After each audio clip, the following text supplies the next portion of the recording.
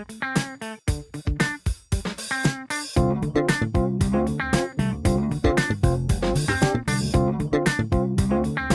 afternoon, everybody, and welcome to episode number 70 of Imprint Cast, the podcast dedicated to the Australian boutique label Imprint Films. My name is Tony Michas, and unfortunately my partner and colleague, Mr. John Matthews, could not be with us today, but we are not alone. We have quite a full house here today, and of course, first up is our original family member, Mr. Ryan Kendall. Ryan, how are you doing, good sir? I am wonderful, thank you. I've had my Vegemite toast and coffee, so I'm all ready to go. Okay, excellent. Good to hear. And of course, we have our other family member, Miss Suzanne Boleyn. Suzanne, how are you doing today? Hello, I'm fine. I'm fresh from my bath of virgin's blood and ready to discuss Hammer Horror today. Beautiful. And joining us, of course, is a recurring guest, Mr. Ron Pettersson. Ron, how are you doing today? Good, thank you. Thank you for having me here. A bit overwhelmed. I mean, the presence of Sam. Oh, yeah. It's going to be big. I've just listened to the audiobook last month, and I was totally enthralled from start to finish. And it was absolutely wonderful. I just really identified it was great in every way. I'm happy to be here. Despite the fact I've had a very busy morning. Oh my goodness! Now today, this is a big special episode for all of us in particular because this episode has been in the planning for maybe a little over 6 months or something, but maybe longer. But it's a big one because our very special guest today he's probably an authority on some of the greatest Hammer stars, and of course, Vincent Price with Peter Cushing, Christopher Lee. He's interviewed all of these people. And of course, he's written books on Kay Thompson, the epic saga behind Frankenstein, the true story. And of course, the reason I asked him for indeed to be a guest on an episode is because of this beautiful book, I Was a Teenage Monster Hunter. And of course, that's not all. He's done more. He's a co-executive producer on the Oscar-winning movie Gods and Monsters. He also directed probably one of our favorite Elvira movies, Elvira's Haunted Hills, as well as doing the Rondo-winning commentary on Frankenstein, the True Story. Now, it is my honor and pleasure and privilege, I should say, to have Mr. Sam Irvin join us on the episode today. Sam, you do not understand how much this means to us. Thank you for being a part of it. I'm so happy to be here. Now, we have no more time for the show after that introduction. No, it doesn't look like it. No, it's really exciting, and I appreciate all the flattery and everything. Flattery will get you everywhere, darling. But I'm just a fanboy like the rest of us, so it's just a great kick to be able to be among my tribe and to talk about and geek out over the things that we love. Absolutely. And we have probably the best guests joining us as well from the Imprint Cast family, especially Suzanne. She's obsessed with, she loves Hammer horror. She loves, well, we're all horror people in particular. We adore them. Yes. Well, I grew up on Hammer. I was born in 1956, so when I was a kid, I was starting to see Hammer films, in the 60s, and while they were concurrently, opening, it wasn't like, years later trying to catch up on them. I was seeing them as they were being, made and coming out, and it was just really an exciting thing to see them kind of chronologically as things were developing with the company. Yeah, it's amazing. And you did theatre programming as well. Can you tell us a bit about your start in that? Yes, I was actually, my dad owned movie theaters, and from the age of about, 11 or 12, I started booking Saturday morning kiddie matinee horror movies on every Saturday, and many of them were Hammer films. I would do retrospectives, like when we were going to open Taste the Blood of Dracula, I had a whole series of the Hammer Dracula movies, starting with horror, as I know it, horror of Dracula. I know in England, I don't know what it was called in Australia, but in England it was just called Dracula. But Horror of Dracula and then Brides of Dracula and Dracula, Prince of Darkness and Dracula's Risen from the Grave. We had all of those consecutive Saturdays before the opening of Taste of Blood of Dracula, and then I repeated the idea for Frankenstein Must Be Destroyed and did it with that. So it's just great fun. And I was collecting the press books and posters and lobby cards and all that stuff from my dad's theater. So I was really spoiled and had them all up in my room. Ron, he is he collects posters. He's got a lot of them, and he also runs his own Facebook page, Retro Newspapers and Ads, and he's got quite a lot of pictures from those time from the Hammer films from the Ron, would you be able to explain what you're saying? Well, Australian censors are very funny about it. I'm just listening how you got all the mid-60s Frankenstein films and Hammer Dracula films, and you can play them as kids' movies. They were actually that's amazing because they were banned in Australia. The same thing in England. I talked to my friends in the UK, and they had the X rating there, which was different from ours. And they weren't allowed to go when they were kids. But in America, nope, kids could go. And in fact, when they started our rating system, it started in 1968. And the very first film that was ever given a rating was Dracula Has Risen from the Grave. Not the first horror film, not the first Hammer film. The first movie ever rated was Dracula Has Risen from the Grave, and it was given a G rating for general audiences, the same rating that they would give to Disney cartoons. Wow. It's so crazy. Yeah. And they got a little stricter as things went on. I remember Taste the Blood of Dracula got a PG, which was or GP at that time. I think they hadn't gotten the letter order correct, because it was parental guidance, but it was GP, and then several years later they said, it should be PG, right? And then they changed it to PG. But you could still get in. You needed a parent or a guardian kind of thing to bring you. You could see those films, and they were shown on television. Maybe some things were cut out. But yeah, kiddie matinees. I was showing all the Roger Corman, Edgar Allan Poe movies, all of the Hammer films and stuff. It was just great fun.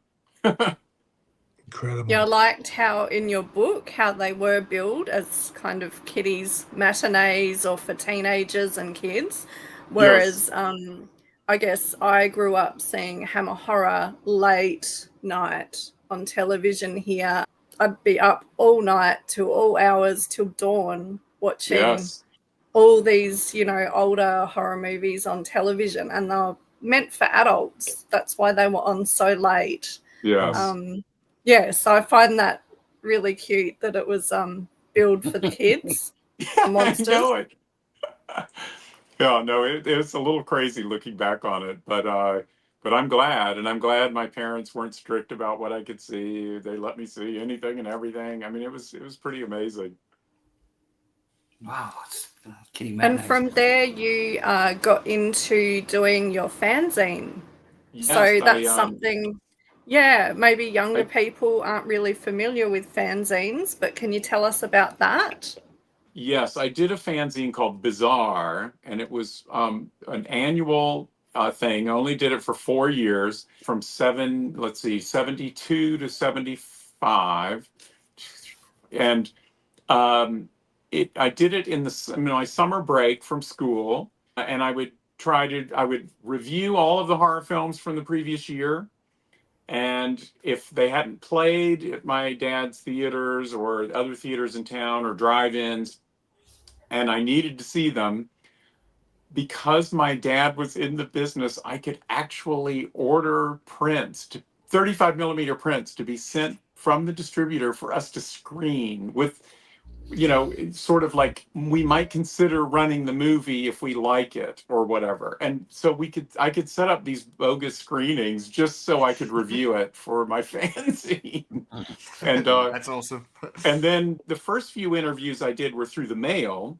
In Bizarre number 2, I interviewed Christopher Lee, Peter Cushing, Ingrid Pitt, and Peter Sasdy, who of course directed 2 of the films we're going to be talking about today. And all of them answered questionnaires that I had sent them through the mail. And then by the 3rd issue, I was graduating from high school, and I got my parents. I said, what I want for graduation present is you to send me to London so I can meet some of these people in person and interview them in person. And that's what happened. And so in the summer of 1974, right after graduating, I went there, and I, of course, had their addresses now. I had written to them, care of Hammer Films, by the way, on Wardour Street. And they had forwarded these questionnaires and everything. But when they returned the questionnaires, they had their own home addresses. And so I had that now. And so I wrote to Christopher Lee and Peter Cushing, everybody, and said, I'm coming to England. I'd love to meet you. Christopher wrote right back and said, here's my phone number. Call me when you get to town. We'll have lunch. And so that's what I did. And I ended up being with him on the set of The Man with the Golden Gun, where he was playing Scaramanga, the villain, and spending the whole afternoon watching them shooting, and then riding back to town with him in the limo with Hervé Villechaize, who played the Tattoo, his little sidekick. And of course Tattoo was drunk the whole way back. And I call him Tattoo because, was he called Tattoo in that, or that's what he was called in Fantasy Island? I may be conflating the two. But anyway, Hervé Villechaize was drunk as a skunk in the car and telling us all these tales about the prostitutes he'd hired since he'd been in London. And he had a very thick accent, and he would, whenever he said the word, I hope we're okay. I hope I'm not going to offend too many people, but whenever he said the word pussy, it came out puthy with his very thick accent. And that cracked Christopher Lee up, where Christopher Lee was literally, the first time he started to giggle, the second time he started to laugh. By the 5th time, he was like doubled over, howling in the car. It was so funny. So it was just crazy stories like that. And that's what my fanzine was all about. And I would just collect all those interviews. And I did 2 summers in a row where I went to London twice and collected these interviews. And then there were 35 of them all total. And I collected them recently, and in what Tony was telling you about in this book, I Was a Teenage Monster Hunter, which started out just as a collection of these 35 interviews that I did back in the early 70s. But then I started writing the introductions of how I bamboozled these interviews as a teenage kid. And the introductions were as entertaining and funny and crazy. And then I started to think, well, I need to kind of set up my crazy childhood, being the son of a movie theater owner and everything else. So it became kind of a coming of age memoir as a monster kid, in addition to collecting the interviews. So it's kind of half memoir and half collection of interviews, but it's pretty freaking cool. And anybody who is still alive, I convinced them to go into a recording studio and record their voices doing the answers for the interviews, for the audio version of this. There is an audible version. I narrate all of my parts and the questions, but we had, Madeline Smith and, different Chloe Franks and Jane Seymour and different people who were still around came in and did their voices again. And then for people who had died, I had other actors playing, kind of playing them. And so it's pretty fun. It's a pretty fun book. And of course, all my books are available on Amazon, and they're all in hardback, paperback, ebook, as well as audiobook. And but this one's especially for Hammer lovers. There's a lot of Hammer people represented in these interviews. Oh my God, it's very Hammer heavy. Absolutely. There certainly is a lot of Hammer in this one. And with your permission, of course, Sam, this is the image that he was talking about with Christopher Lee and Hervé Villechaize. It was fun. It was a great I didn't have a camera in the car to take a picture, so I had a cartoonist recreate it, and it's just it was one of the funniest moments of my life. It was crazy. Oh, it was great. But yeah, with your introduction to Hammer movies, With reading the book, I just loved hearing all the stories as well. But with that, also, you had an obsession with Frankenstein: The True Story. I know it's not Hammer Yes. related, but you've written an entire book on that. You've won a Rondo Award for the commentary, which is fantastic. You know, I fell in love with the film when it aired in 1973 in America on television in 2 parts. And for those who don't know, it's called Frankenstein: The True Story. It's an all-star cast, 1973. Made at Pinewood Studios and other locations around there.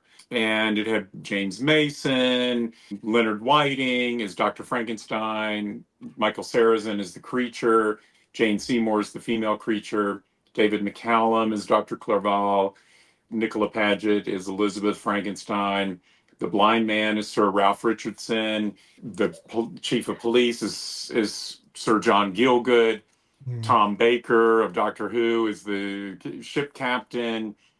Agnes Moorehead is the landlady. I mean, this has so many stars in it. It's unbelievable, and it's just I think it's one of the greatest Frankenstein films, and it's been kind of a little bit unsung and sort of slipped through the cracks over the years. It was only available in a very edited version when it was on video cassette for decades. It's a 3-hour movie and they could only fit 2 hours. So there was a 2-hour theatrical cut that was just a butchered piece of crap. And that's what most people got on, if they saw it on VHS or, you know, on video cassettes. So it really its reputation kind of fell by the wayside until finally the 3-hour version was released again. And I'm tried very hard to resuscitate its reputation. And I, like you said, I won the Rondo for the audio commentary, but I also won Writer of the Year for the book, which is 400 pages and 1,500 photos. The introduction is written by Anne Rice, and it was the film that inspired her to write Interview with the Vampire, which launched her entire career. And the afterword is written by Guillermo del Toro, who absolutely loves this movie. And it was one of the main Frankenstein films, aside from the 2 James Whale, obviously, that inspired him to do his brand new Frankenstein film that's coming out in October, which I'm very, very excited about. Anyway, I'm really proud of this book, and it's got 1 billion pictures and just everything about the behind the scenes making of this film, which was quite a story in and of itself. And so, yeah, that was one of my many obsessions. I was gonna say, my mum, she's like into that film, and she bought it for me on DVD when it came out when I was, you know, quite a bit younger, and gave it to me and said, this is a beautiful version, you know, of this book, because I love the book. Yes. So yeah, because I guess my mum thought, oh, that's literature related. That's good. Of course. Well, I'm glad you saw the 3-hour version, because if you're introduced to the 2-hour version, you're kind of scratching your head. Why? What do people? You know, this doesn't even make sense. So that's really good. Yeah. I think it did play on television here at one point. Yeah, which That's is how great. my mother would have seen it. I was about 5 or 6 years old when it was on TV in the late 70s. Wow, And, that's so cool. My mother was obsessed with horror movies like we were. That's where I got my love for horror films from my mother. And That she had is the book. coolest thing. I love hearing about people whose parents were into horror. My parents were not at all. And even though my dad owned movie theaters, he wasn't even really a movie fan. It was just a business for him. So it's really fascinating when I hear about how parents have indoctrinated their kids at a young, impressionable age. And I love hearing that. Well, yeah, my dad, he was a real monster kid from the 50s with all the Universal Creature from the Black Lagoon. He introduced me to Creature from the Black Lagoon when I was about 5, you know, or even younger, as early as I can remember. And then my mum was just a huge fan of Hitchcock and all the British kind of stuff. So, yeah. 5 is a really good impressionable age. The first horror film I remember seeing was when I was 5, 1961, at my dad's theater. First run, Pit and the Pendulum with Vincent Price, the Roger Corman movie. And the eyeballs just popped right out of my head. I was like, just, oh my Lord. I fell in love with horror. I fell in love with Vincent Price, Corman, the whole schmear. And it's just so incredible that decades later, I ended up being able to direct Elvira's Haunted Hills, which is a spoof of especially Pit and the Pendulum, but really a spoof of all of the Corman, Poe, Vincent Price movies. And it just absolutely boggles my mind and amazes me that I got to do that. It was like I was born to do it. Oh, of course, now, yeah. I now was this going to is from. say that's a Oh, good segue, the Pit and the Pendulum to Elvira's Haunted Hills, Yes. because it's totally Fall of the House of Usher, Pit and the Yes. Tomb Pendulum, of Hammer. Lygia, especially the horse Yeah, glasses and and lots of stuff. I even got, which is relevant to this episode, like Elvira in the cell is like Countess Dracula when she's Yes. put into the cell. So you do see that all through Elvira. And if you're a fan of all those films, it's just hilarious because I rewatched it preparing for this episode. And I just got so many laughs, like picking all the different kind of spoof movie references. Yes. Can you tell us about doing that film and Elvira? Well, I was such a fan of Elvira. She hosted horror movies in America on television in the 80s, and I watched those every week. And that was when I first became aware of her. And then she did her first film, Elvira, Mistress of the Dark, which I had nothing to do with. And that was in 88, I guess. And that opened and then played on television a couple years later and really found a very, very big receptive audience. So she was really hot. And I moved to Los Angeles in 1990 when I directed my first feature film called Guilty as Charged, with Rod Steiger playing a madman who kidnaps murderers and puts them on his own death row in this dungeon and fries them on his own electric chair.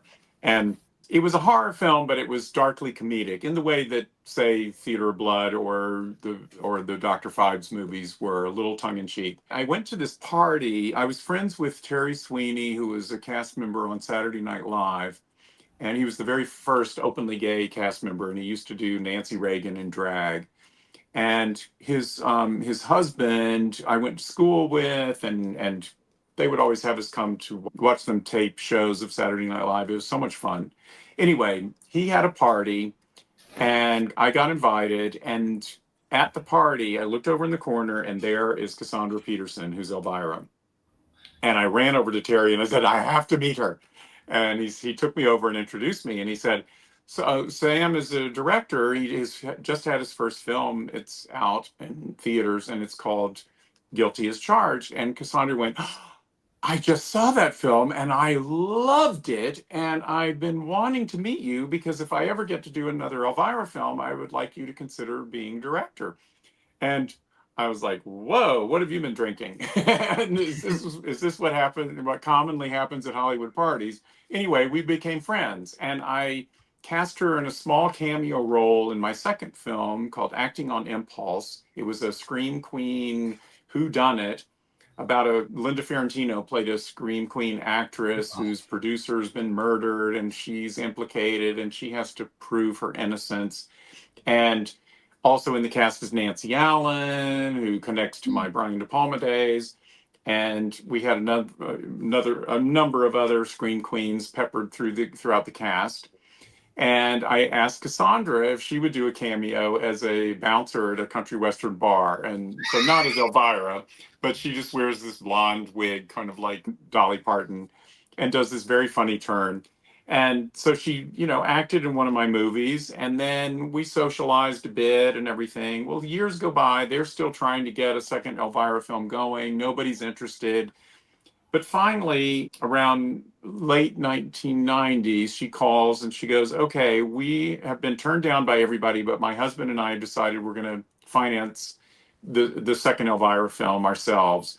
And we're meeting different directors. We want you to come up and let's have a talk.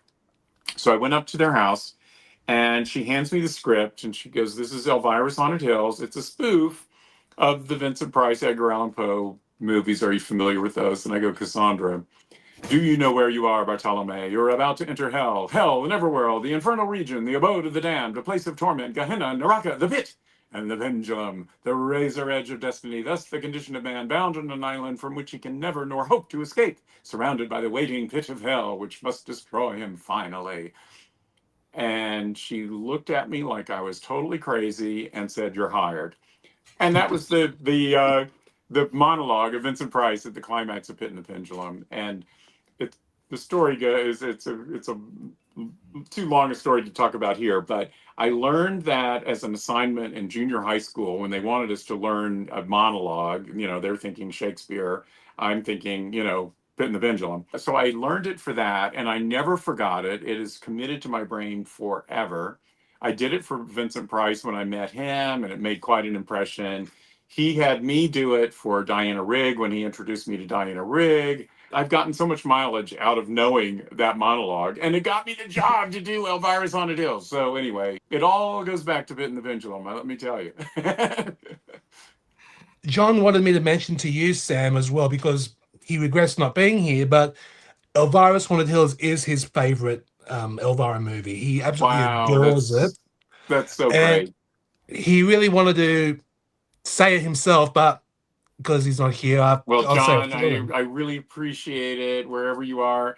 Thank you so much for the accolade. We shot it in Romania. Originally, she wanted to shoot in a real castle, but I had done 2 films in Romania already, and I knew the castles, and there were 2 kinds of castles: museums with velvet ropes and lots of priceless antiques, and everything's too pristine for you to touch anything, or the derelict ones that had graffiti, no running water, no electricity, homeless people camping out. It was one or the other. And I just said, we don't want to shoot in a real castle. Corman didn't shoot the early ones in a real castle. He shot them on a soundstage in Hollywood. We want to embrace that artifice. And she said, well, then we don't need to be in Romania, is what you're saying. And I said, no, you do, because you can get cheap labor there, and we can actually build the sets in the studios there, and build them, precisely to order, exactly as we want them. And so we were able to, build a whole Pit and the Pendulum dungeon and the interior of the castle and everything else. I mean, it was the most exciting thing I'd ever done, to be able to just create everything from the ground up. And then we got Richard O'Brien from Rocky Horror Picture Show to play the Vincent Price character in it. And he's also a Vincent Price fan, knew exactly what we were spoofing. And that was just amazing. And of course, people know him as Riff Raff in Rocky Horror, but many people don't realize he wrote Rocky Horror. He wrote the play, the music, the lyrics, and then when it was made into the film, the screenplay. I mean, he is Mr. Rocky Horror, and just a brilliant, brilliant guy. And our other cast were great. We had Mary Shear from Mad TV, and just everybody was fantastic in that movie. And we just had such a blast making it. It was the most, I've directed 50 movies, and it was the most fun I've ever had.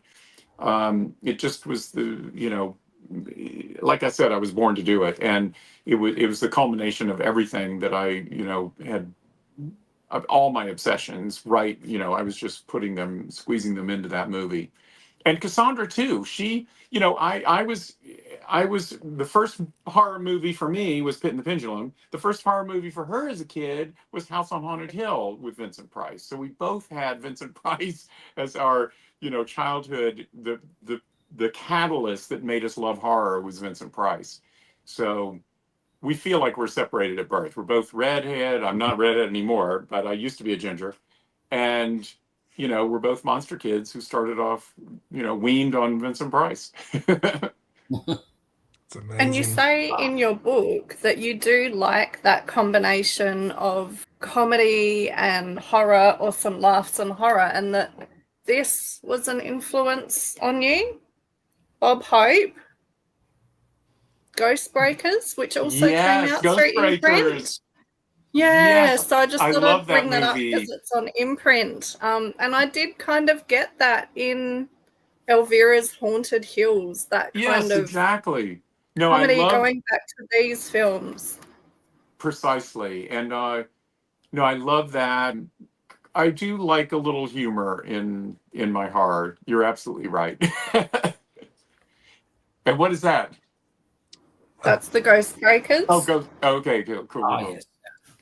My dad, when he was serving in the military during World War II, he actually got to play golf, a round of golf with Bob Hope, and had a picture of himself next to Bob Hope that's in the book.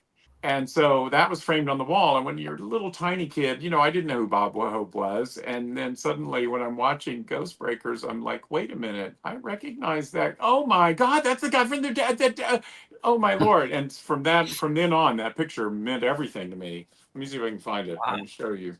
It, you know, it was like, wow, this is incredible. I don't know if people appreciate that combination of horror and comedy so much anymore. Like, it's like a thing that's been lost a bit, but it's how a lot of these films were made, and they were so entertaining because of it. Yeah. I don't even remember as a child watching Abbott and Costello on late afternoon TV. Yes, I mean Abbott and Costello. I loved Abbott and Costello. Meet Frankenstein is, you know, one of the great horror films and comedies. I absolutely love it. Here it is. It's a little small, but you can see my dad right there with Bob. Oh yes, that's a great one. Amazing, yeah. Ryan, you didn't mention when did your love of horror first come up in your world? Me, my first. Well, it's kind of funny because my parents weren't that really into horror, to be honest. So I kind of had to get it myself. They wouldn't really let me watch horror films when I was young because they thought I'd had nightmares, and they were kind of right. But I still wanted to watch them. I'd always stand in the horror section in my local Blockbuster, just waiting for the day to turn 15 so I could get all the MA-15 rated films. I actually don't know when I think that's probably what started my love for horror. It's not being able to have it when I was young. Just needing it. I heard that story from others, yeah. Yeah. So, and now, you know, I've delved deep into the horror world of every exploitation kind of subgenre there is, and trying to find banned films that are still banned today. You know, extreme stuff and my gothic horror and all the different countries and all that. So yeah, I've put my swimming cap on. I've gone swimming and I'm in a pool of blood now. So it's been good. I love it. Yeah, my love of horror just came naturally because I had Greek-born parents and they never spoke much English, so they just didn't care what I'd watch. I had my own television in my room. I saw Nightmare on Elm Street when I was 8 years old. I saw The Exorcist. That's so cool. I saw The Exorcist when I was 11, and those films to me they something that was odd because dark subject matters and horror films seem to have they've attracted me more than anything. That's why I always watched. I started watching the 1930s Universal films. I started Hammer late, unfortunately. I started them in my late teens. And of course, the first one I've ever seen from Hammer was Dracula with Christopher Lee, and then The Curse of Frankenstein with Peter Cushing. Yeah. But then I saw my all-time favorite Hammer movie, which was The Devil Rides Out. Oh, that's a great one. That's my all-time favorite Hammer film, and because for me it was a rarity because I've never seen prior to this. I've never seen Christopher Lee, who plays the good guy basically, but because he's always the villain in all those films. But it was a great role for him. Absolutely, it was one of his greatest roles, and that movie with just that sparked something with me for my love of Hammer. And then it just grew more and more. Yeah, I agree with you. I think that's one of their very, very best. The Hammer spark, that's a good way to put it. Mine started when I was 12 years old. I know a bit late too, Hammer. It was Curse of the Werewolf, played on Channel 7 late one Saturday night, creature feature. And I just adored it. Everything, every single frame of it. I even seeked out the book it was based on, The Werewolf of Loudon. And it's only a small part of the book. The rest is about torture dungeons in Paris, you know, underground. Yep. I've tried to find out every single thing about the film and its backstory as possible. It was meant to be set in Spain, I heard, The Curse of the Werewolf, but they went to do a story about the Spanish Inquisition. That's why they built the sets. And then they said, the censors said, no, you can't have a story about Spanish Inquisition, no way. And they said, we're not going to rate it. So they turned around and said, let's do Curse of the Werewolf and use the sets that were designed for the Spanish Inquisition film. So and ever since then, I've been fascinated by Curse of the Werewolf. The others I still love, yes. I've watched them on video over the years. They were hard to get in Australia. You had to either watch them on TV late night, or the later Hammer films were on 4 EMI video. Yeah. And if your local store had them, great. But most stores didn't have them. So I had to drive around neighbouring suburbs to try and get my hands on them. Or go to city video stores. Until DVD and Blu-ray age, when you started getting everything. Most of the Hammer films released, and that was great. We were lucky. We got some really good programming on ABC here, which is like British BBC. And some of the first ones I saw were from this box set, and they played them late at night, like you said, either on Channel 7 or ABC. And I saw Queens of Evil and Countess Dracula were some of the first ones that I saw. Wow. And yeah, Countess Dracula has remained my favourite Hammer horror. And I know a lot of people don't, necessarily rate it, but I think because it was about a woman and I was enchanted with Ingrid Pitt and the whole story, which is, of course, based on a true story, I just became, immediately a fan.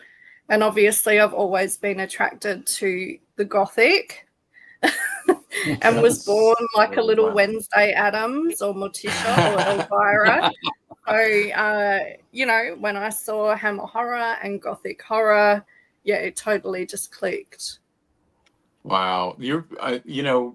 Countess Dracula gets a bad rap from a lot of people who dismiss it. And I'm with you. I like it. And I just worship at the ground of Ingrid Pitt, became a really good friend of hers. It kills me that they dubbed her voice in that movie for no good reason at all. And I mean, Countess Bathory, she would have been perfect with a European accent. Of course she would have been. I mean, it was ludicrous to do that. And her voice is one of the wonderful things in The Vampire Lovers. So it just made no sense that they would decide to do that. No, I love that film, and it's so beautiful, and the sets and everything that were some of them were left over from, I think, Nicholas and Alexandra or Anne of the Thousand Days, yeah. And the score by Harry Robinson is so beautiful, and I love it. I love that score. It's got that really Eastern flavour to it, like Eastern European flavour, with the more typical kind of score elements, and it's absolutely wonderful. It is. It's really, really a great score. Hey, Tony, do you want to take us into the box set and we start going through it? Now, with Hammer, of course, this episode is special because we are celebrating Hammer's 90th anniversary. And we are celebrating with Imprint's box set from 4 Gothic films from the 70s. The first film in this box set from 1970 is the beautiful Countess Dracula.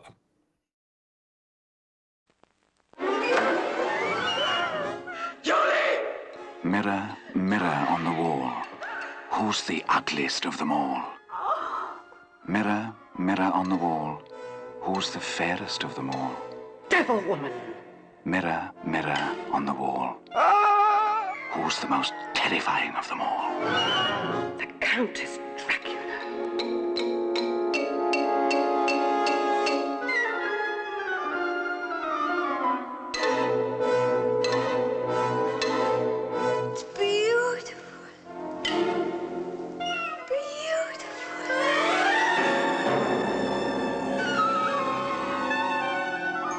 Changed so much?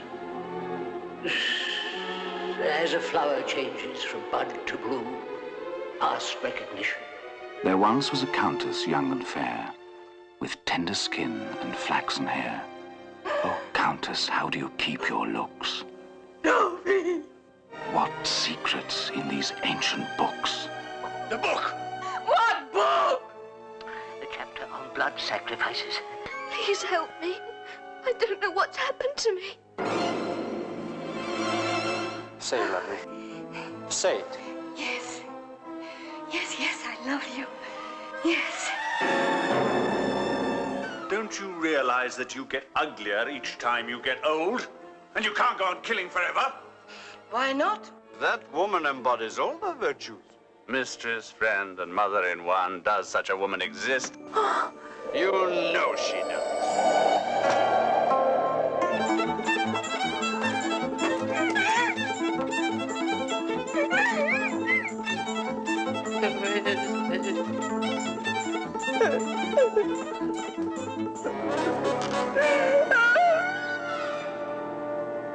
Do your lovers know how you cling to youth? Dare you tell them the dreadful truth? These walls could tell, but cannot speak of the sudden cry, the muffled shriek. Dobby. Where is she? Look at me, Dobby. Look at me. And what will your daughter say? She arrives tomorrow, and she'll find you as young as she is. Hold me. No. Blood. Whose blood?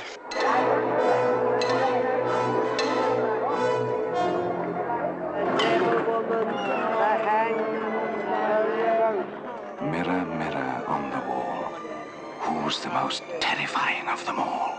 The Countess Dracula. Have I changed so much? I don't know what's happened to me. Blood. Whose blood? Devil woman. Yeah, I saw this again. I had a double feature with Twins of Evil, which we'll discuss very soon. But I was obsessed with it. I haven't seen it in a while, but then watching it again, it's one of the most. It was I found it hypnotic. I thought it was just a beautiful film to watch, no matter what. And I didn't get the hate for it. Countess Dracula did not deserve all that. But what really killed me, as you said, Sam, was Ingrid Pitt's dubbing. That I don't get it. Did Ingrid Pitt say something about whenever you interviewed her for Bizarre? Yeah, she was not happy about it either. She couldn't understand it, and nobody seemed to understand it or why. And no, it's one of the most frustrating things about loving that movie is just wanting so desperately to hear the real Ingrid Pitt's voice coming out of her mouth. But it's still, you can imagine what it would be knowing her from her other films. I really, really loved it. And she had become, a big horror star, right? Starting with Vampire Lovers, and followed very quickly with House of Drip Blood, where she was in the fourth tale, The Cloak, as a vampiress, and that as well.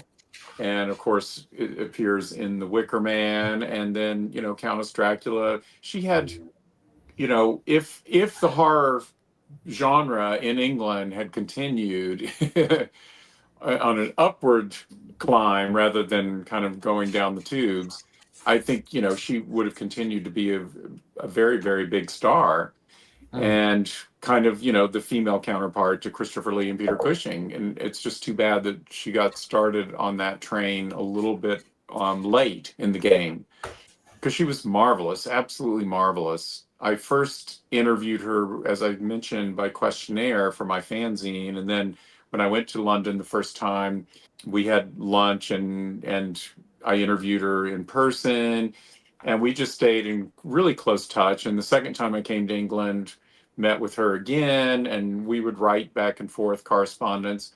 And when she was invited to be a guest at the Famous Monsters convention in 1975 in New York, she wrote to me and said, "Are you planning on going? Because if so, I would love for you to be my aide de camp for the weekend." I didn't know what an aide de camp was. I had to look it up in the dictionary. But, basically means an assistant. And as soon as I found out what it was, I was like, of course. And she said, I can't really offer to pay you, but, I'll get you in for free and make sure you get fed. And I'm like, it's not about the money, darling. I can't wait. I'll do anything for you. And so we spent the weekend together, and it was just absolutely incredible. She knew that I had been corresponding with Peter Cushing and interviewed him through the mail. Both trips to London, I didn't get to meet him. The first time he was sick and had to cancel our appointment. And the second time, we probably crossed in planes over the Atlantic because he had just, as soon as I landed in London, he had just gone to Florida to make Shockwaves, the Nazi zombie movie. And so we kept missing each other. And Ingrid knew of all these trials and tribulations of me and Peter trying to get together. So he ended up being a surprise guest, late in the game, announced guest for the Famous Monsters convention. And she was like, Sam, you'll finally get to meet Peter and in person. And so when she took me to this VIP dinner, they had the place cards all set out, and they had me next to her, but they had Peter Cushing on the other side, and she went over and took those place cards and flipped them so that I would get to sit next to Peter, so sandwiched between her and Peter, which I thought was the nicest thing in the world.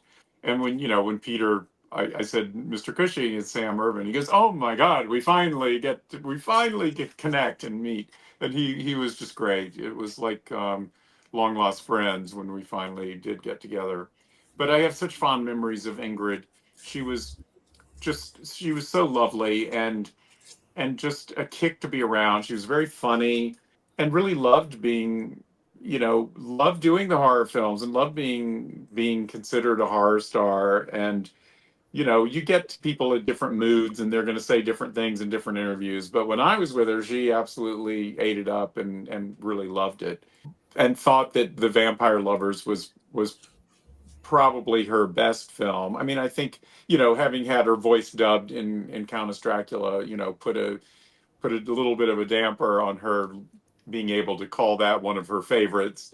But with The Vampire Lovers, she really put her heart and soul in that. And the director, Roy Ward Baker, worked beautifully with her and very closely with her to really create that character and really listen to her concerns. And they really collaborated beautifully together making that movie. And she got along well with Peter Sasdy on Countess Dracula as well. She did think that, she said, well, there was no chemistry between me and the leading man in Countess Dracula, played by Shandor Ellis from Evil of Frankenstein. And she said because he was a poof. And anyway, it's a little politically incorrect by today's standards, but at the time I thought it was hilarious that she couldn't have any chemistry because he was gay.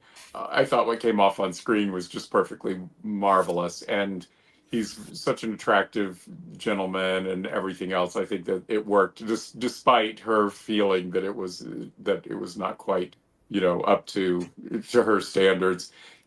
I think she was also someone who, she loved men. And, I think that when she would play a part, if she had a leading man, I think that there was always a bit of a love affair, even if it wasn't necessarily consummated. And sometimes maybe it was. But I think that she loved to have very close, intimate relations with the men surrounding her. I was closeted gay back then. I don't know if she knew that I was gay. Probably not, the way that she was talking about Shandor Ellis being a poof. And she was very intimate with me that weekend that we spent together. She would hold on to me and take my arm, and she'd say, "Oh, let's get out of here. Let's go find a restaurant outside the hotel." She, took me over to the Oyster Bar over at Grand Central Station that was next door, and She loved that kind of intimacy. I loved her for it. What I like about her so much in that film is that she was in her 30s when she did that film. So she has this command of sexuality and power and this presence that maybe a much younger actress wouldn't have. And she branches between the older Bathory and the younger Bathory because, I mean, that's quite hard. She plays an older woman. She plays, you know, the older woman becoming a younger woman, and it's really believable. It's very human as well. I agree. And it's interesting that you mention that age situation, because some people criticize the casting of her in The Vampire Lovers because they feel that Carmilla should be a younger actress who's in her late teens or whatever, and that in the book she is younger than Ingrid was. However, I feel that it needed that gravitas and maturity of a woman as Carmilla, as opposed to a girl as Carmilla. I think that they tried to correct that with the casting of Ute Stinsgaard in Lust for a Vampire, and I don't think it works at all. There is absolutely nothing in the performance of Ute Stinsgaard that has, for me, has any seductive sexuality. I mean, she's an attractive woman, don't get me wrong, but she's not an alpha. It isn't like she walks in a room and domineers the man. It's the complete opposite. Ute is just very passive in that role.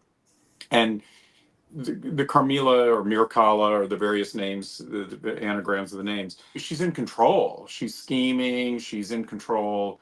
And that's what Ingrid Pitt was in The Vampire Lovers. And it desperately needed that. And she's so European and exotic and everything. Whereas Ute Stinsgaard just looks like she's just walked off the set of Beach Blanket Bingo and they put on a Victorian dress as her Halloween costume. And she looks uncomfortable even in the costuming. She's got those silly little bangs and just everything about it I hate in Lust for a Vampire. If there was ever an extreme of perfect casting and the absolute opposite, it was with The Vampire Lovers and Lust for a Vampire. They couldn't have gone more wrong, in my opinion, with the number 2 movie.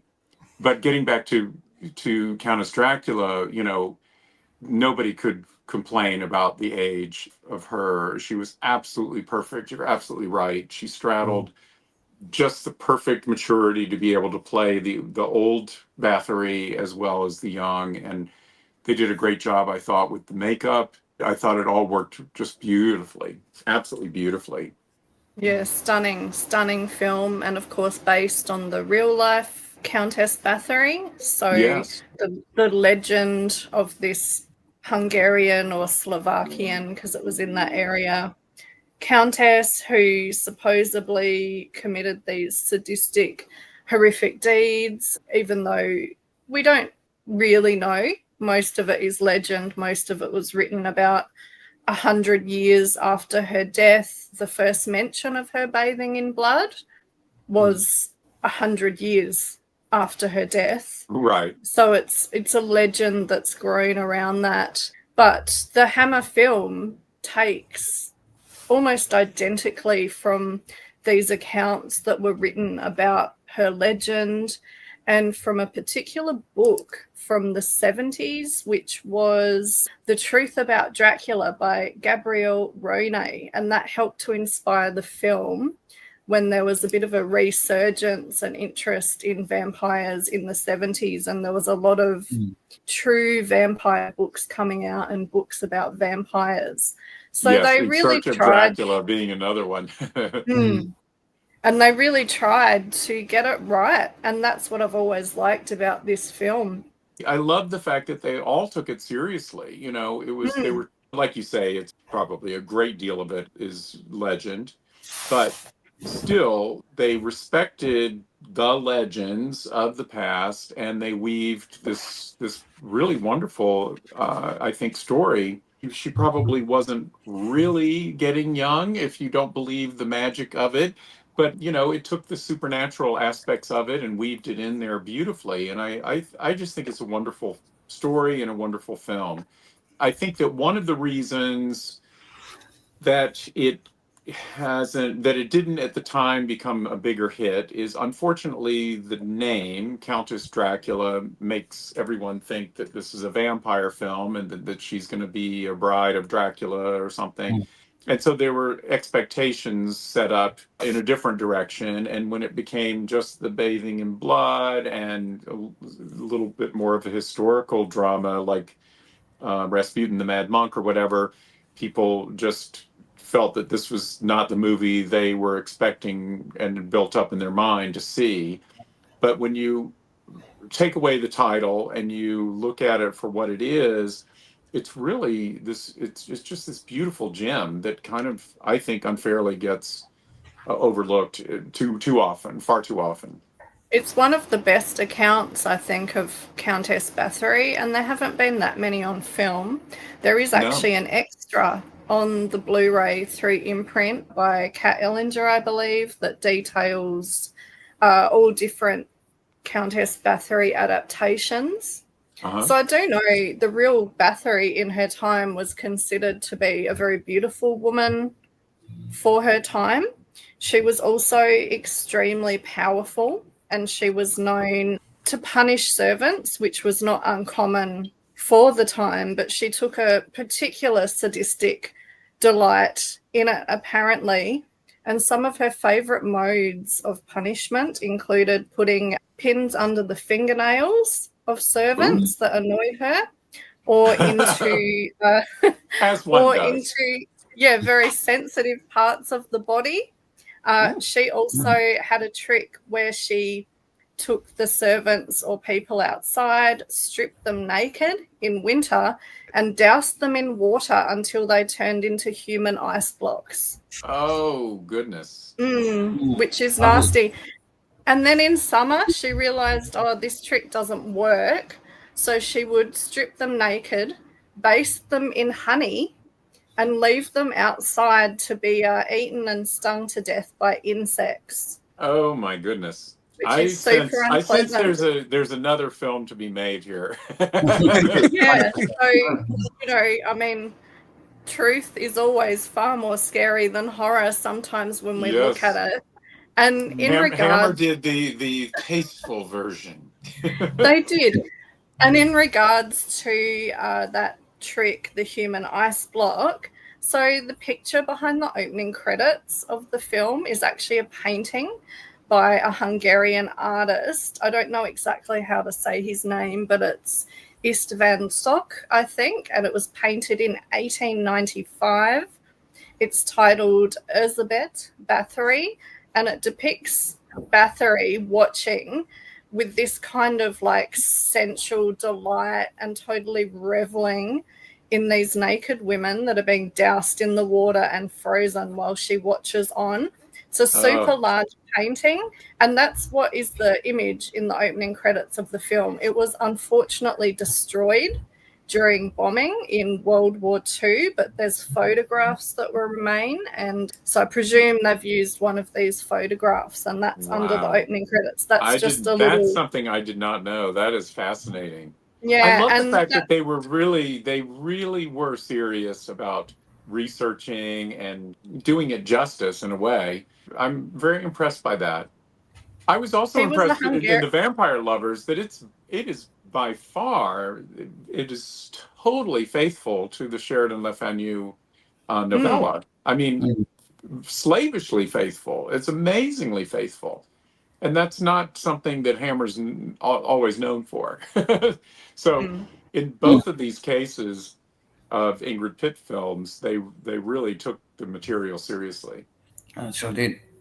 It's funny, in Australia, Vampire Lovers was very big in 1970 when it got released. It wasn't banned at all, and it was a huge theatrical hit. It kind of sold on the reputation of being erotic horror, eroticism. And that was the age, around the era when people were going out to see more adult films, more open depictions of sexuality on the screen. So Hammer seemed to ride in that wave, right? Well, Movies like that. Yeah. It was a seismic shift. I will never forget it, because Hammer films had become very popular in the United States, and my father's theaters would run them. They would play Hammer marathons at drive-ins all night, 5 different movies all together. And people really, Hammer was a name that meant something. And up until the Vampire Lovers, you got a little cleavage, and that was about it. Got an audience. When the Vampire Lovers opened, people were flocking to see it and stunned, absolutely stunned, that there was, bare breasts and lots of it. I mean, it was just shocking. And, some people ate it up and loved it. Some people were not all that thrilled that Hammer had gone that far and thought that the film was almost pornographic. And right down the street from my dad's theater, there was an adult theater for sort of these, softcore movies. And there were some people who got mad at my dad for running it and said, that belongs down the street, not in your theater. But it did really well, and it played longer than some of the other Hammer films had. We had to hold it over for extra weeks and stuff. It really made waves. And I think some of the nudity was even maybe trimmed for the American audiences than the uncut versions that were showing in England. But still, there was plenty. There was a lot. I couldn't believe it. It was amazing. I was like 14, and even though I was a closeted gay kid, I was still mesmerized by all this nudity, and I kept going back to see it and absolutely loved it. Yeah, I think they trimmed some stuff of Vampire Circus, because I was watching this behind the scenes on some of this stuff, and there was that shift in the 70s where I actually I've seen heaps of Hammer films, but I don't really remember seeing a lot of breasts, and these 4 films are much more violent than I remember the ones in the 60s. That's true. And so I think they went to try and get more. But you know what? They didn't. There were bare breasts in the films we're talking about, but not like in Vampire Lovers. Oh my Lord, that one really. I mean, she's biting breasts. She's running around the room naked with Madeline Smith. I mean, it's like, that's just totally crazy. I couldn't believe it. Speaking of vampire erotica, Twins of Evil went a whole new level. Yeah, in a lot of ways, and that was one of the first R-rated films in Australia, because they did an overhaul in November '71. So you had to be strictly 18 years old over, like you had the NC-17 in the States. And it became fashionable for movies in the early 70s to get an R rating. I mean, it got an audience. Well, these days it will destroy a movie financially if it got an R rating. This is still a lot of great cases. Great movies get released in Australia, rated R, and they don't make money. But in the early 70s, they made a lot of money. Yeah. And Hammer Twins of Evil even jumped on that bandwagon with the new R-rated, fad. Yeah. Well, they started getting R ratings here in America too, with the nudity, of course. And it did limit kids being able to see it. But yet I was 14 and I was the son of the owner of the theater. I just went into the theater to visit Dad and then headed right into the auditorium. But man, it was something else. Talking about Twins of Evil, they did offer the role of Mircalla, who's also Carmilla, and who's played by Katja Wyeth. They did offer that to Ingrid Pitt to come and do a cameo of that character again in Twins of Evil, and she turned it down. She didn't like the fact that it was such a small part. And after being the lead in the Vampire Lovers and Countess Dracula, and so I kind of understand it. But boy, I always, whenever I see Twins of Evil and I'm watching that scene, I'm just always wishing that Ingrid had done it for a lark, and it just would have been so much fun to have her show up in that movie. And the next title for this Hammer set is Twins of Evil. Oh, God, have mercy on this poor, unfortunate creature. In old Gothic Europe, they had two burning passions: witch hunting and devil worship. Practice the black arts. They worship the devil. They're all slaves to Count Constantine, and he is their evil master. Do you know what I want more than anything else? To meet Count Constantine.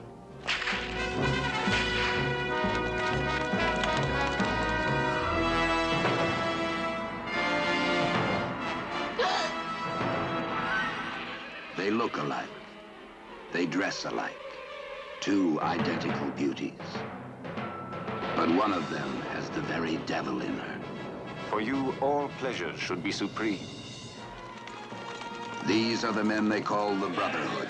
Seek out the devil worshippers. By burning them! And this is the sister, who is about to enter the Devilhood. Look, what do you see? We are the undead, immortal. The devil has sent me, twins of evil.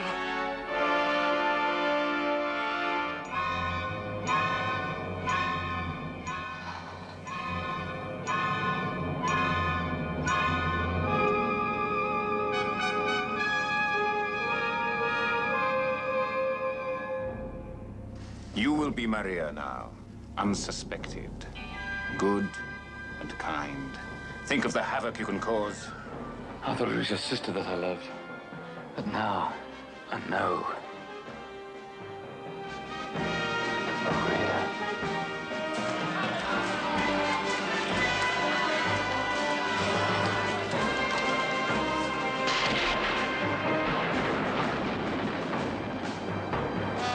Twins of evil.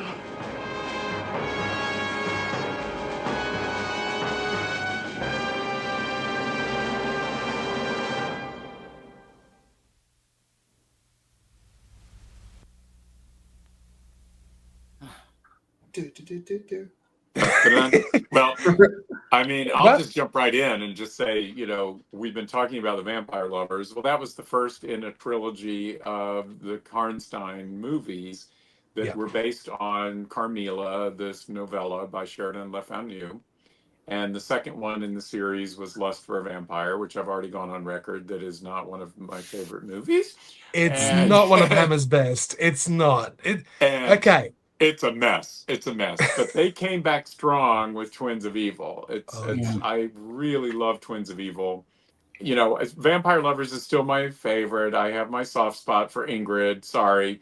But Twins of Evil is a darn good movie. And it's one of Peter Cushing's strongest roles. It's so beautiful. I rewatched it again today. And I was just struck by the direction. And in addition to just everything, it's so beautifully shot.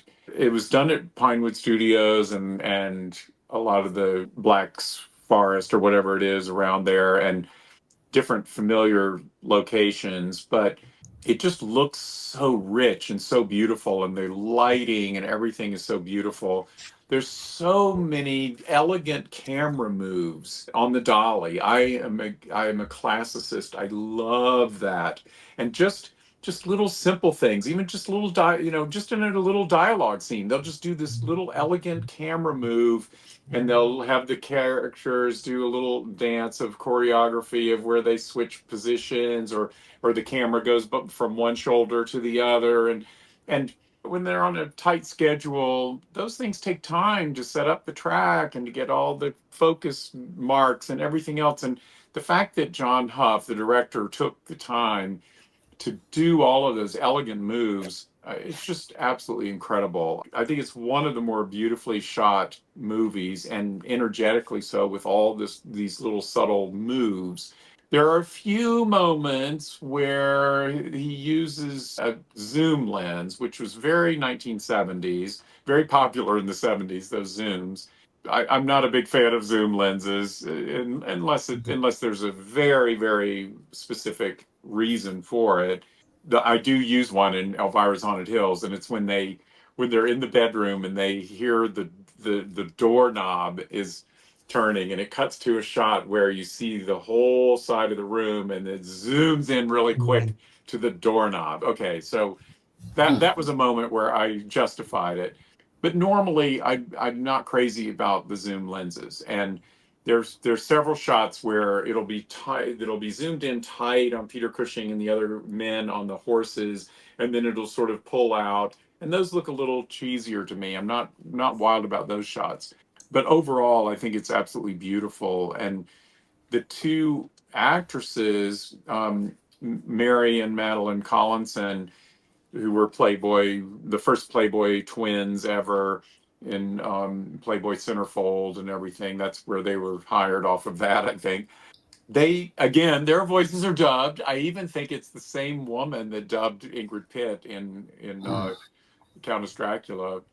I think she had also done Ursula Andress in Dr. No and and I think that they have a really, almost by accident, because that Michael Carreras is just casting, beautiful women out of centerfolds and doesn't have any idea if they're going to be able to act or do anything else. But I thought they did a marvelous job. And I think that they had an exotic quality about them that was much more in line with Ingrid Pitt than it was with Jytte Stensgaard. They had a little bit more maturity with them, a little bit more of that, especially the Madeline, who plays the evil one, Frida. She is able to have that very devilish kind of smile, that wicked smile and everything, that there's no way Jytte Stensgaard even comes into the same universe of being able to smile in a way like that. And these actresses could, or especially Madeline did, for that evil character. So I thought they did quite well, especially given the fact that they had not done much acting at all. So I think they really lucked out. I was super lucked out with that casting. And Cushing, who was supposed to be who of course was in The Vampire Lovers, not playing the same role, of course, he was in different roles. He was supposed to be in Lust for a Vampire, but his wife died and he was replaced by Ralph Bates for that, which was a little silly because Ralph was, much, much younger and was struggling to play this kind of quirky old coot. But it's amusing to watch him struggle with that character in that movie. Cushing comes back so strong in this movie. It was his first film back after he had taken a hiatus after the death of his wife. So I know it was very hard for him to get back into the groove. But this was the first, we owed them one. He was such a gentleman. I think he felt just terrible that he had to back out of their film. These three films were produced by Harry Fine and Michael Stiles, and I think he felt indebted, or that he owed it to them to come back and do this character of the witch hunter. I think very much influenced by Witchfinder General, the Vincent Price movie. Yeah, they do. I think it's kind of like, let's do a Witchfinder General meets, a Carmilla movie, and that's how it must have come about. I have no idea, but it certainly seems that way to me. I love so many things about it, and I love how they use the twin thing to misidentity, and they get mixed up, and the good one almost gets burned at the stake. And I think all of it was very cleverly written. Yeah, I just find it a very entertaining movie. And the score is fantastic, again, by Harry Robinson, who I interviewed. I went to his home and everything, and it was the same composer who did Countess Dracula, same composer who did all three of the Karnstein movies.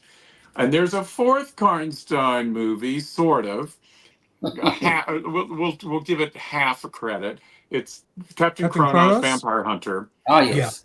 Yeah. And in that movie, there is a character, Countess Karnstein, without the N, and everybody debates about it, but it's absolutely, I have no doubt whatsoever in the world that Brian Clemens, who I knew personally, he absolutely meant it to be a Karnstein movie. I mean, why else would you even call it that? And it was a vampire woman in a castle and everything else. I mean, it obviously is. So there's nothing really to argue about. They just unfortunately got the name wrong. And they left out a letter.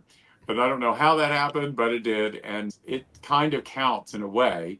But it is not from the same producing team of Harry Fine and Michael Stiles. So it is a little bit of a bastard sort of cousin to the Hammer Karnstein trilogy. The film's called like Twins of Evil, and I feel like the twins are actually Peter Cushing's character and Damien Thomas's character, because they're really the evil ones in this film. Like Madeline, she just really just wants to like get out of the house and go party and shit, and then she's a party girl by a vampire. So yes, no, you're absolutely really right. they're like the innocent ones in this story.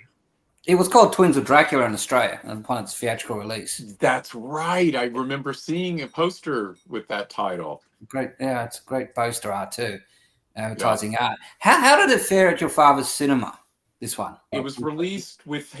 Am I right? I think Hands of the Ripper, if I'm not mistaken. I'm pretty sure. And it was on a double bill.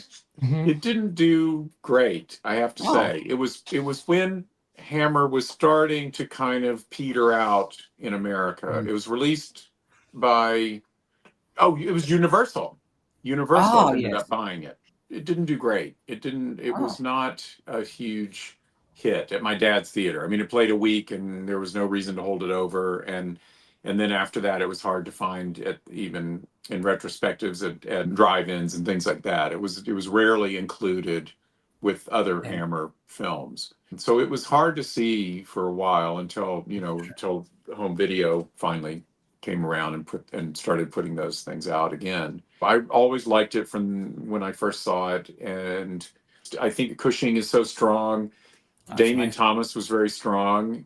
I think his hairdo is a wee bit too much of a bouffant helmet. That dated pretty quickly, but he had a very strong presence as an evil, man in black vampire-ish sort of figure, the count or the baron of the castle and everything. I mean, I think he was very, very strong actor for that, and I thought he did a good job.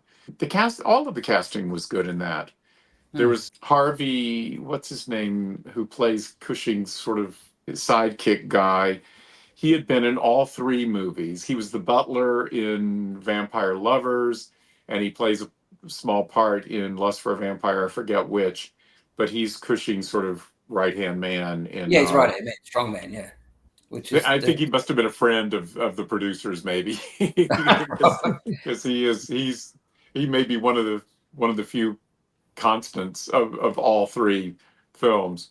They're quite a scary bunch, those guys. Go around chasing out women from their homes and burning them alive, saying you're a witch. Yeah. It's one that played here on TV, maybe ABC during the 90s, late at night. There must have been someone that was a big fan of this film, because I remember it played several times and I'd always highlight the TV guide to watch it when it was on. I love this film as well. It's one of my favourite Hammer horrors as well, my other one. And I think as well, because it's about these two young women.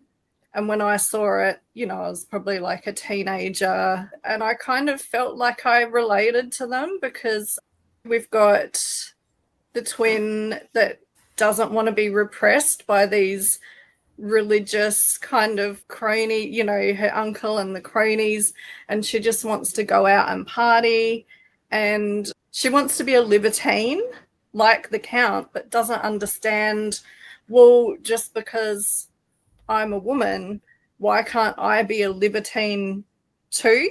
And she isn't a victim. And I think that's getting to what you were saying about these actresses. They're not kind of swooning, soft victims. She openly embraces vampirism. And on the disc, Kat Ellinger does a really interesting kind of video essay, which I agree with because it's my kind of perspective too, all about the state of vampirism or the devil as this kind of symbol of liberation, sexual liberation and female liberation. So she goes running towards this libertine life as a vampire, and she finds freedom and delight in this vampirism, which is totally opposed to her uncle, of course. Ripping performance by Peter Cushing. And he has one of the best lines ever when he first sees the girls and he says, "What plumage is this?" Yes. Which I love that line so much. I rewatched it for this podcast and I thought, oh, I need to say that to someone. So tonight when I go out and I have a wine or two, I'm going to try to say to someone, "What plumage is this?" And he's utterly shocked. And I think with this, Hammer really kind of, it's like they've upped the ante. So witches and vampires, a witch hunter, yes, a vampire, not just one female vampire, but two, and they're twins. It's like they kind of thought, how can we just push this? And it doesn't come off as being over the top or silly or anything. It actually works really, really well, just that combination of the witch hunter or witch finder and the vampires, and that underlying theme of, I guess, that female liberation and sexual liberation against these patriarchal and like kind of religious forces. And that's a theme that comes through very strongly in the film, which I really like. And now I'm older, I understand that's probably why it resonated with me so much when I was younger, that I really liked these two young female vampire, well, no, one's a vampire, but I really liked her, the characters.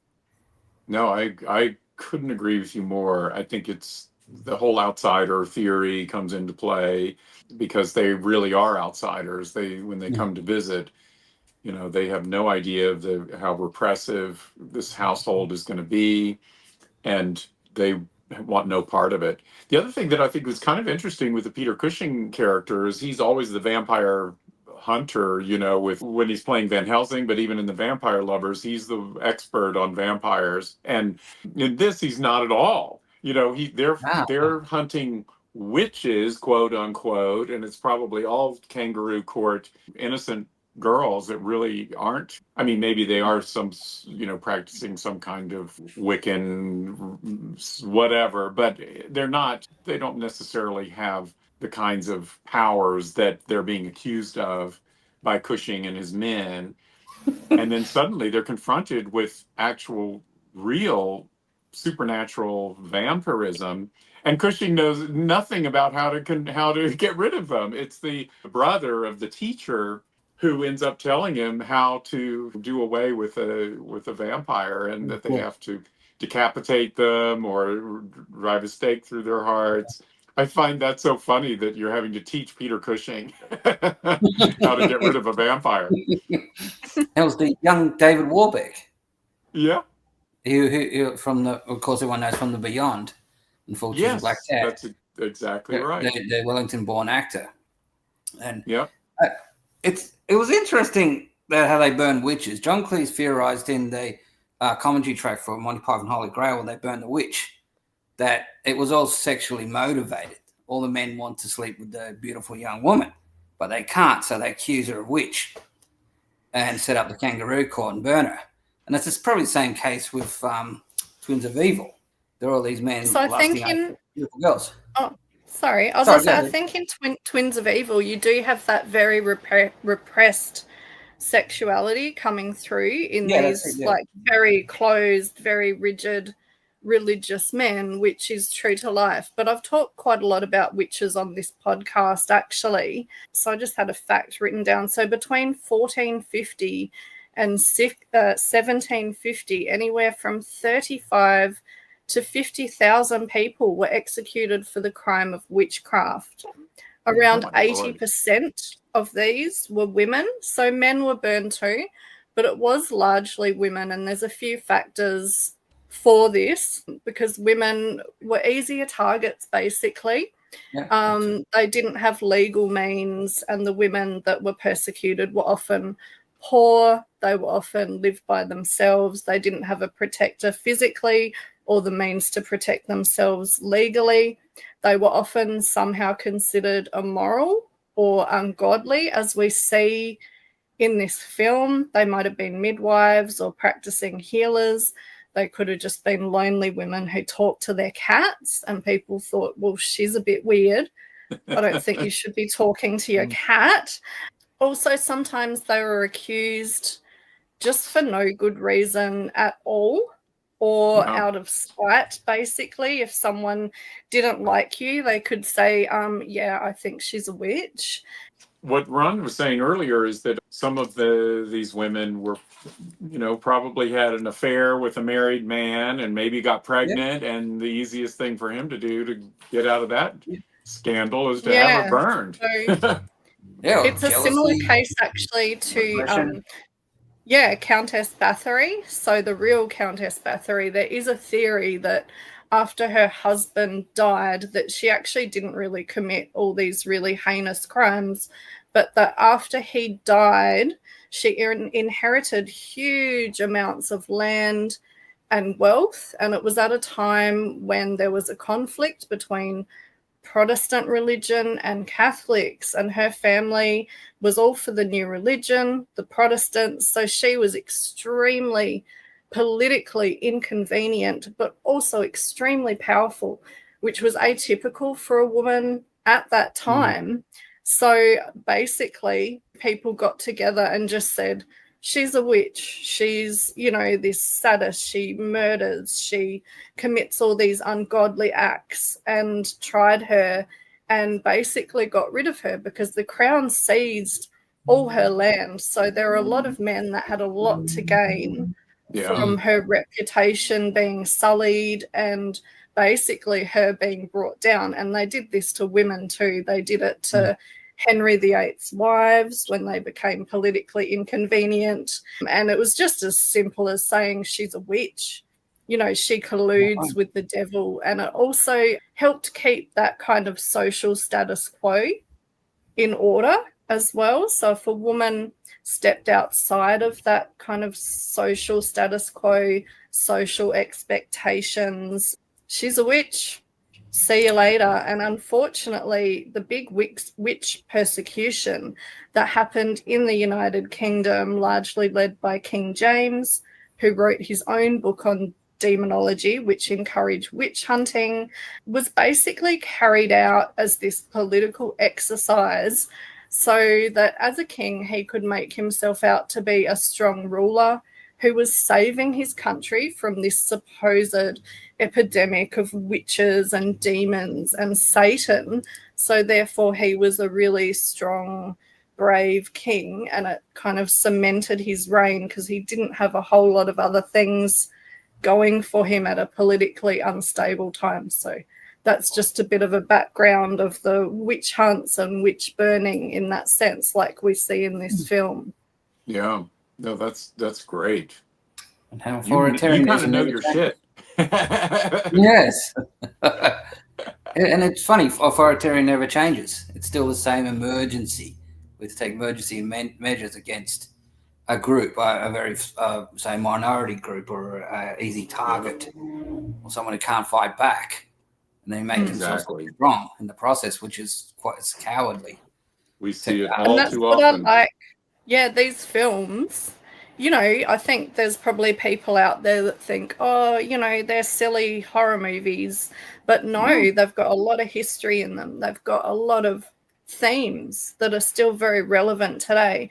You can enjoy them just as an entertaining, fun horror movie. But when you start looking below the surface, they tell us a lot about kind of who we are and what's happened and that British Gothic tradition. It's interesting that era of witch hunter films came out during the late 60s and 70s when people perceived there was a police state going on. It was very repressive in the United States under Nixon administration.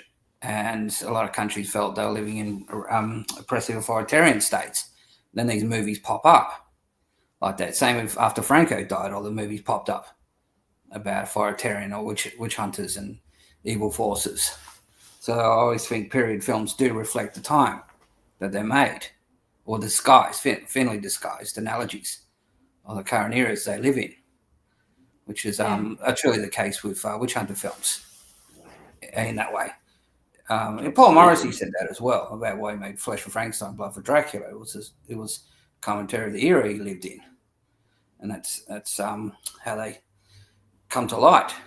And people like us read it, but maybe not the average person. They'll see it as a silly movie, and that's quite true.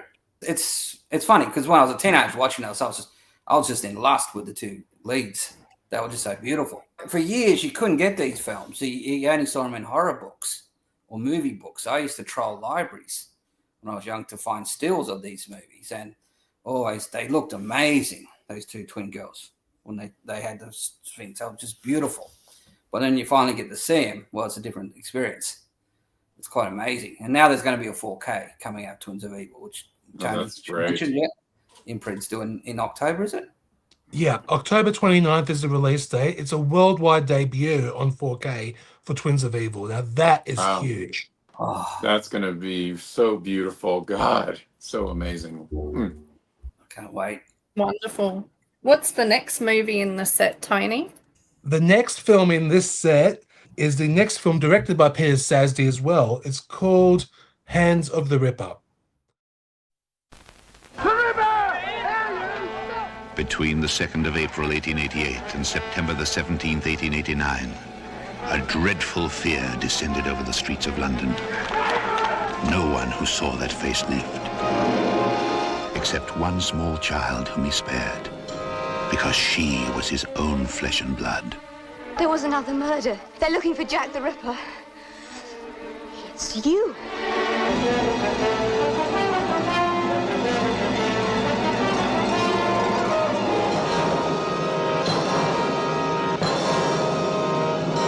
The records tell us that the Ripper killed 9 times.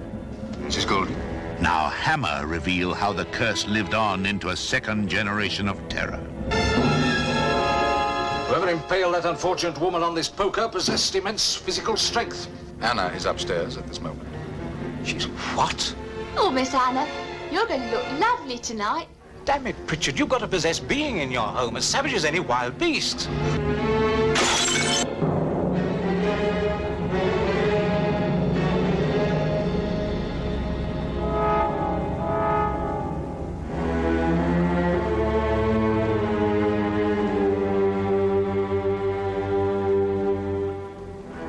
Violence in this girl. I felt it there. Something quite sudden. It's still there now.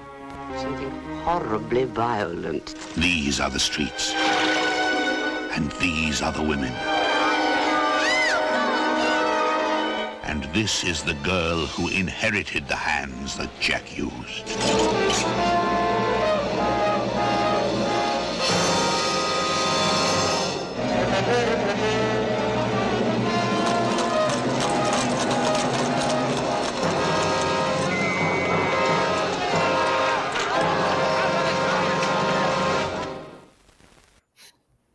The one thing about Hands of the Ripper, I actually like the premise because Jack the Ripper. We all have fascination with Jack the Ripper. Well, I've always had one. When I saw the first thing I saw was actually the Michael Caine Jane Seymour miniseries with about Jack the Ripper. That was incredible. Yeah.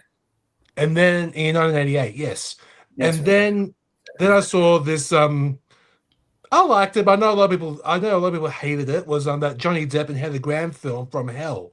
I know it was based on a graphic novel, and I just thought, yeah, I know it's not accurate at all, but it was entertaining nevertheless. But then a while ago, filmmaker Bruce Robinson wrote a book, like an 800-page book about Jack the Ripper called You Don't Know Jack, or They All Love Jack. I think it's one of those two titles. Now, those two, that book is incredible. Big 800-page book. But I saw this, Hands of the Ripper, believe it or not, for the first time around a year ago. I've never seen it earlier than that. And yeah, and I was fascinated with the idea of Jack the Ripper's daughter being possessed by by Jack the Ripper to continue on with his murderous spree. And it was a fascinating idea, but I don't know how the execution came about it. But the casting I thought was okay, because I actually like Eric Porter as the Doctor. I thought he did a good job in that film as well. But Angahara Rees, who plays Jack the Ripper's daughter, who gets hypnotized by the light of necklace, of a diamond necklace or anything blingy, and then she goes into a murderous rampage. I always thought that was a fascinating idea. What did you think of it, Sam, when you first saw this?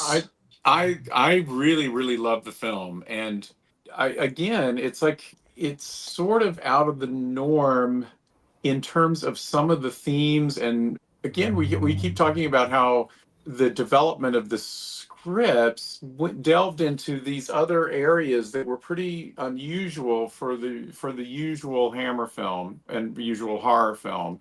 And in this, they're taking psychiatry or sort of Sigmund Freud and all of this with the Eric Porter character, and he is fascinated and wants to study this case of this girl. He doesn't want her to be arrested and tried and hung for murders. He wants to try to understand what has caused this in her. He wants to try to cure it in her.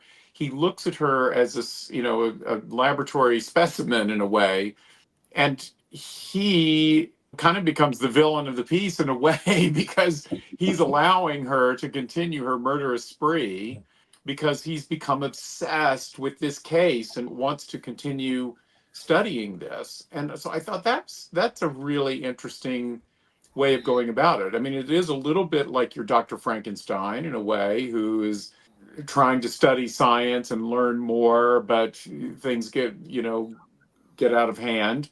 I really enjoyed that aspect of it, and his character is far more interesting than any of the other characters in the film, including the leading lady. I think her dilemma is pretty straightforward. She is as a baby, witnesses her father, Jack the Ripper, murdering her mother, and the bling that you'd mentioned, the sparklies of the fire and the everything, and the glint of the knife and all these things have made her, those are triggers for her. I thought it was interesting when she's describing her visions that she said she was behind bars in her bed and it was a crib. It was a And crib. I thought that was such a great way to explain it. It was behind bars. They're just little details like that I think are fabulous. And Ingrid Rees is a wonderful actress. She went on to do Poldark and other things. I thought she was a terrific selection for that character. That it is a little underwritten, but she brings a lot of depth to it.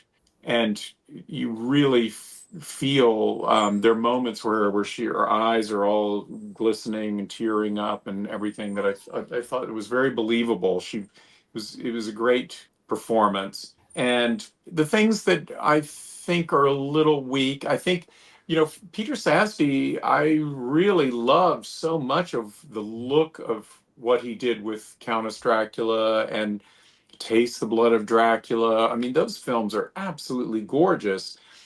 I felt like the color scheme of this movie was all browns and beiges. It was the weirdest thing, and it seemed intentional. You would see the sets, and the walls would be, the frames of the doors and all would be brown, and then the wallpaper would be this beige and different colors of browns, patterns. Everything was brown, brown, brown, brown, brown. And I was like, why in the world would you choose that? It just made no sense to me, especially with Jack the Ripper, with all the blood reds that you would associate with him. And you would expect a much more lush jewel, and the fact that the bling is what, you would expect all these jewel colors and everything. I really wanted the art direction of that film and production design to be much more lush and rich, and it very easily could have been accomplished. So I was a little disappointed in that regard. I don't remember the name of the composer, but it wasn't one of my favorite scores either. I don't think it was bad, but it wasn't something that stood out. I wish that Harry Robinson had done the score to it. The other actors in it, I think, were all quite good. Jane Marrow, who I've met in recent years, plays the blind woman. You know, her character is oblivious to everything that's going on, and she's very happy about life. It's kind of a one-note sort of character, but that was fine. It's interesting how many times they had blind or mute characters in Hammer films over the years. Somebody needs to do an article about all of the disability characters, but she falls into line with that. They're all usually very, very innocent, and this was certainly one of those. I just thought it was cleverly written, the different dilemmas. Like Eric Portman sees the guy, that politician guy, leave the scene of the crime. Obviously, he is the key suspect. You would never suspect the young woman who's, we don't know. I mean, they don't know is the daughter of Jack the Ripper. You would obviously suspect him as being the murderer, and yet Eric Portman lies to the police that he did not see him coming out, selfishly wanting to be able to study this girl and not. And it's interesting how Eric Porter is able to sort of blackmail the politician in the beginning to go along with what he wanted to do. And then later the tables are turned because the politician, once he realizes that the girl knows that the girl's a murderer, actually knows it very early on, he turns the tables and is blackmailing Eric Porter and saying, if you don't turn her in, I'm gonna, you can't say anything about me because I can tell them you've been harboring this murderess. And so I thought that was an interesting dynamic shift of power between the two men, which I found kind of interesting.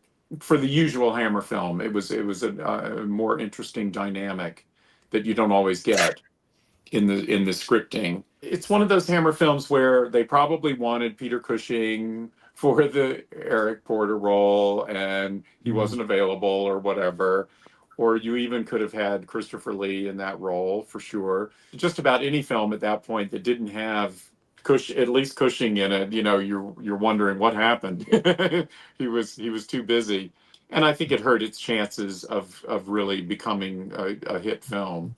I don't think it's one of Hammer's great movies, but I think it definitely has its strong points. I love the ending being set in that amazing rotunda, that huge space, and her falling to, throwing herself off the balcony is very, very dramatic. I thought that was a wonderful kind of space, almost Hitchcockian. Hitchcock loved those big giant spaces, and that was good. You wouldn't have gotten that on creating a set or finding even a used set at Pinewood. It's just so gigantic and cavernous. It had to be on a real location, and I did like that about it. I really like this film.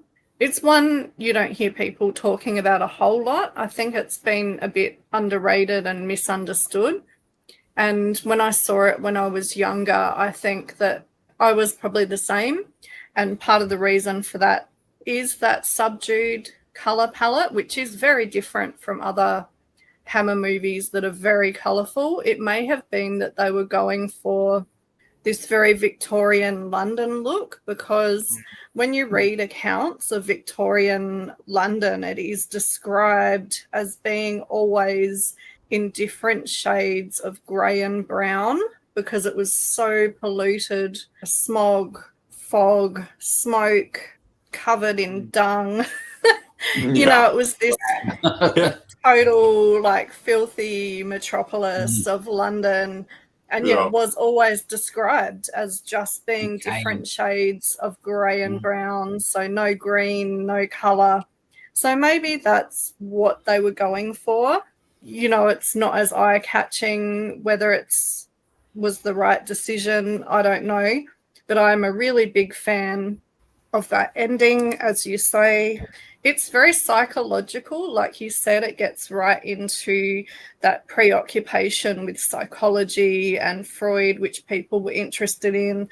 I like how you said he's like Dr. Frankenstein. He's like the Frankenstein of the mind, because his experiments are just disastrous. And the film, it's punctuated by these moments of violence, which are almost like a slasher. You could even maybe call it a proto-slasher, if you like to use that word. It's got those aspects to it that predate later films that were all about slashing and knives and that kind of thing. And as with Countess Dracula and Twins of Evil, it involves a female killer. And I think that all three of these films are quite subversive in their inverting the role of the male villain. So instead of a Count Dracula or Jack the Ripper, we get a female vampire, a female murderer, a female Jack the Ripper. So I find that quite fascinating and quite similar to another film that came out in 1971, which was Dr. Jekyll and Sister Hyde. Yes. So, yeah, they were really onto this role reversal and swapping of roles. I just love that. And I think the film has a really interesting subtext about trauma. Like you said, how Anna witnesses the murder of her mother by Jack the Ripper, who's her father, and then when she's triggered, she relives this violent act, and then she commits violence. So it's making a comment maybe on family violence and violence against women and how this trauma infects people in a generational sense. So I see that coming through, and that's still something that's very relevant today and that people are talking about a lot more. And I really like that when Anna kills, her face contorts and she expresses this really potent rage. And though she's committing these acts of violence against other women, I think her face is just this very significant symbol of women's rage, which is very rarely expressed. And we see this in quite a few of these characters, this anger and rage that females are not typically meant to show or express or act on. They're meant to, you know, keep it polite and hold it in and not step outside the box. And an interesting little note in this film is that in the background we see painted on a wall the slogan, "Votes for Women." So it's this big piece of graffiti. Yeah, which is super interesting. And it references the struggle of the suffragette movement of the 19th century and the beginnings of modern feminism, women's rights and equality, including this right to vote. And in being the killer, Anna is equal to her male counterpart, yet she's also a victim. She's protecting herself against these perceived attacks, which are sexual in nature because they involve a kiss. That's right, yeah. So, yeah, this film, it makes it clear that a woman's body is a commodity. We see a lot of kind of references to sex work in the film, so the body can be bought and sold and abused. But Anna kills when this personal space and her body is violated. So we see these interesting things. And when I was watching the extras, I had to have a little giggle. One of the commentators called the sex worker that takes her to the house the helpful prostitute. And I'm like, no, well, she's friendly, but she's not really helpful. She wants to turn Anna out and make money off her. So it's all about exactly. And not only that, but it's implied that she's, you know, that she's a bit of a child molester of young girls. You know, they talk about how she has a taste for young women, kind of thing, or young girls. Yeah. And so I mean, she was going to have sex with her, and I totally was like horrified by all of that. I had a giggle, but anyway, she wants to make money off her. She's a predator, basically. She's a predator. She's Ghislaine Maxwell. She's a predator. Yeah, exactly. But yeah, and the doctor understands that she's a victim, but his reasons for helping her are totally selfish. And so I'll just talk about the ending because I absolutely love this ending. I think it's really unexpected. And at first it can seem anticlimactic, but in reality, it's a tragedy. This film is a tragedy, and it's the perfect ending for what is at its heart about violence and trauma, and particularly that against women or, you know, any kind of persecuted people or underdog, basically. And it takes place in the Whispering Gallery of St. Paul's Cathedral in London. And you mentioned the winding staircase being very Hitchcock. Well, I mean, that's an age-old metaphor for the psychological, basically ascending this winding, turning staircase mirrors getting up into the mind. And the whispers reference this unquiet mind, so all the voices that she can hear. Well, the final tableau of the death of the Doctor and Anna in this really holy place creates this perfect stillness, and it's also a stillness of the mind.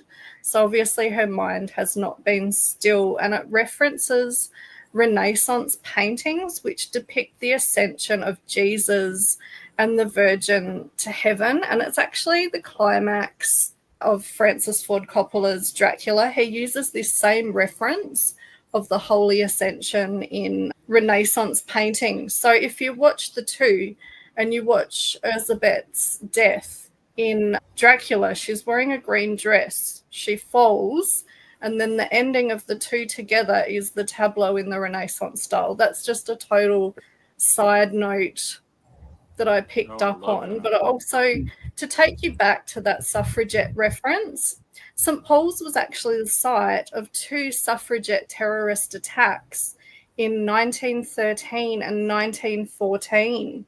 On both occasions, bombs were planted by women, by angry women, but they were discovered before they detonated.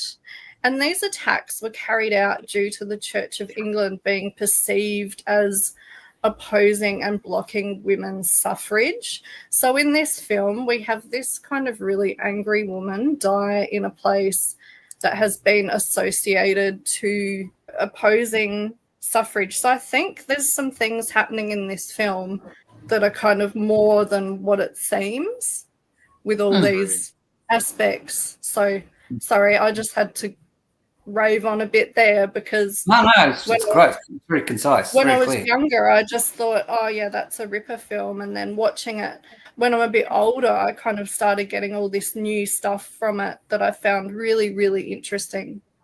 One other aspect of it that I really noticed this time rewatching it is that, you know, there's usually a supernatural aspect to Hammer horror in these types of films, and she does hear these voices that they kind of imply that she's possessed, but at the same time, these could all just be voices in her head, you know, imagine that she's imagining and having visions and things that are just part of her psychosis, and that plays into the whole Freud and psychological stuff that Eric Porter is studying. So you don't even have to fully believe that there was an actual supernatural possession.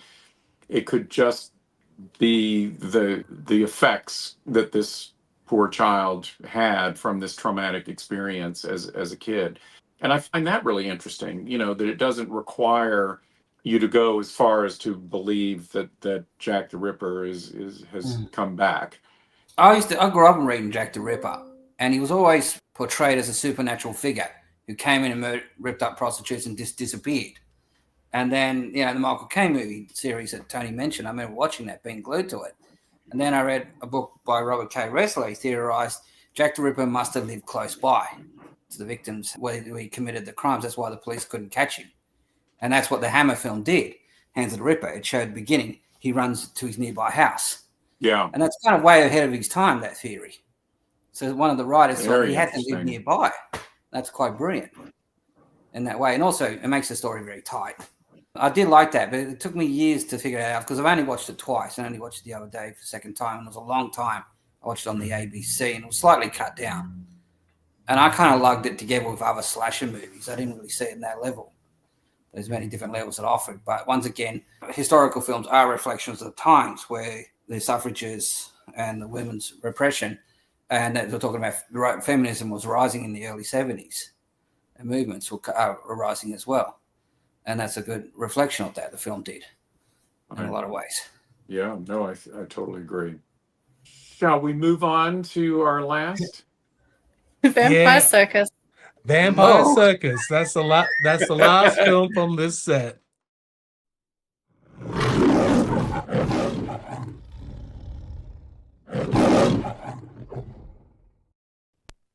For all who are willing to pay the price, we invite you to go through the mirror of life.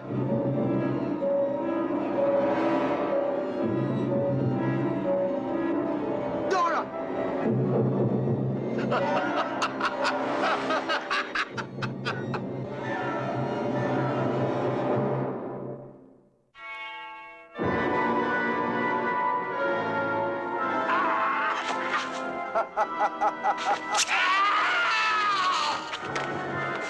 15 years ago, we thought we'd killed a demon, but he's been waiting to kill us. 15 years, Cousin Michas. But now we are here to free you, to give you life. But must they all die? All!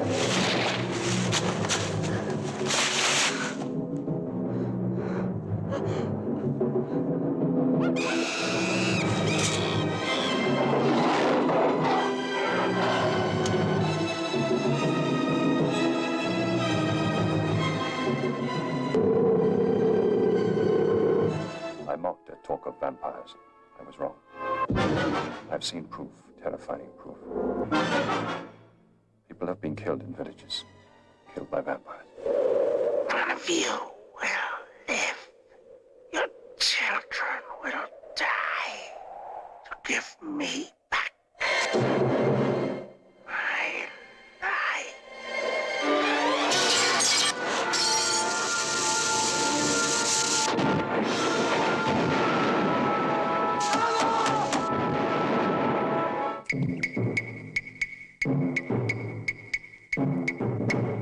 Your child is missing. Your child is missing.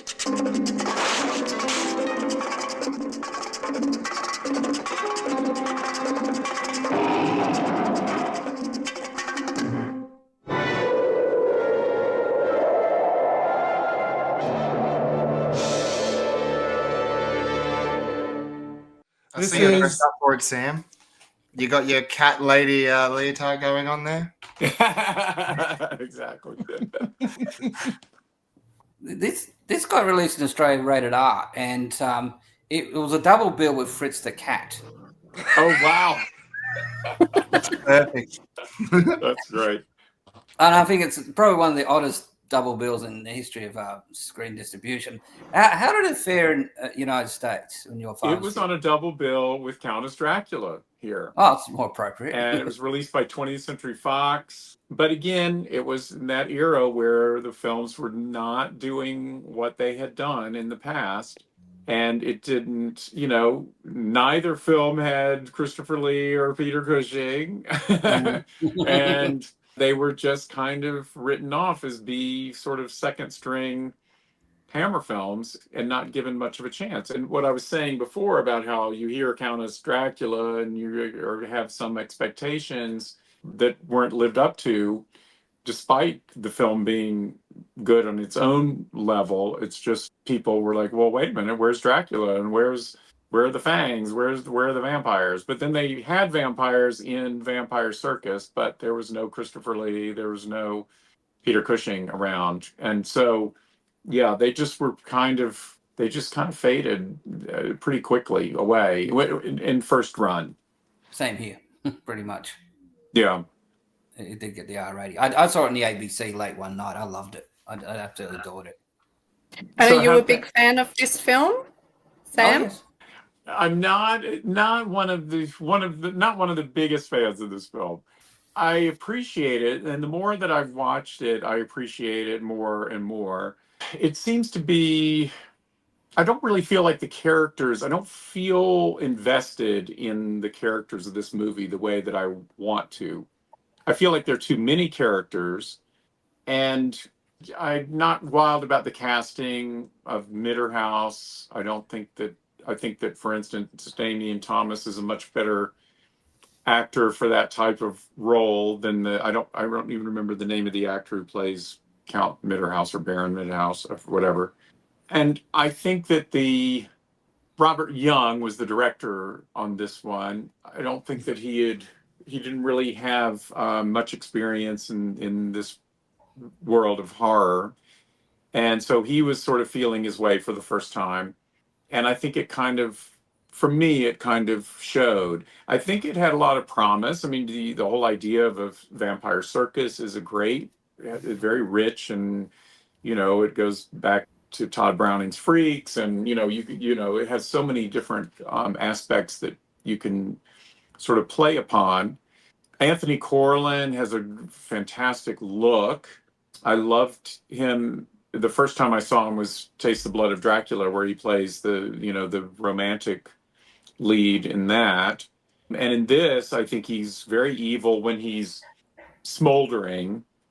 And of course, he went on to be Anthony Higgins, with his other name known as Anthony Higgins, where he was in Young Sherlock. I think he plays Moriarty in Young Sherlock Holmes, if I'm not mistaken, and did quite a number of things after that. I think he's good. There are times when he becomes a vampire, or when he has his fangs out and he's hissing, he gets a little over the top for my taste. His head is kind of like twisting around, and his eyeballs are popping out, and I'm thinking, this is what Carol Burnett would do with fangs in her mouth. I think he kind of overdoes it. And I think that even the guy playing Mitterhouse kind of overdoes it a little bit when they have their fangs, wide open and baring. It's just a little over the top for me. I never get the gravitas of the evil and the scariness that you would get with Christopher Lee in those classic shots when he's just hissing and I don't really feel it from these gentlemen so much. So that was an issue for me. Adrienne Corey, who plays the woman who heads up the circus, I think is a brilliant actress. I love her presence in anything she ever does. The part is very underwritten, but she brings a lot of gravitas and weight to it, and is very much a dominant figure in the film. I think she might be just about the best actor and the most dominant figure in the movie for me. I wish that they'd given her more to do. She's not really a vampire, I don't think, and I kind of wanted her to be. Yeah, I mean, interesting. Somebody else talk about it who liked it more than I did. I will. Yeah. Yeah, I mean, I'm the same. The more I watch it, the more I've appreciated it. When I first saw it, when I was younger, I kind of thought, oh, that's a bit weird, because it isn't a typical vampire film. But now I think I appreciate that it is trying to be different, and it's atypical of kind of other vampire and horror films. And I do enjoy these aspects now. And preparing for this, I was asking my friend who's a big Hammer fan, what are your favorites? And he said, outside the Karnstein trilogy, this is his favorite. And I said, wow. Why? And he says he likes that the vampires shapeshift into creatures, and that creatures that are not typically what we'd think vampires would shift into. He said he finds it really sexy, which I think might be to do with the men and the women in it. We've got, some very sexy guys in it as well. It's very unique. It's very colorful. It's very visually stimulating. what I like is that the vampires hark to the roots of vampire legend, where they're these kind of monstrous animal creatures. So they're not just romantic. Yeah. They're not just handsome kind of creatures of hammer horror who bite women with big bosoms, but they actually prey on children. So therefore, that is really shocking in this movie, yeah, isn't it? yeah, and I mean that used to be a big no-no, you know, in films, killing children, but in this they specifically prey on children, so they are monsters, and this is how a lot of vampire. I had forgotten how in the beginning that little girl I was gasping. You know, you could almost not get away with that in a movie today. And that's kind of scary. That's really creepy. And in traditional vampire legend, they were monsters. They weren't like romantic sex gods with charisma. They lured people in, but they did prey on children. They were absolute monsters. And in this film, they use this kind of sensuality to lure people in. They have minions to do their bidding, to bring them victims, which is, again, in vampire lore, having minions. And I like the idea of the circus being this kind of bringer of death. It actually reminds me of the medieval Danse Macabre or Dance of Death, which was an artistic allegory depicting people of all walks of life dancing and frolicking happily towards death, a bit like a carnival or circus.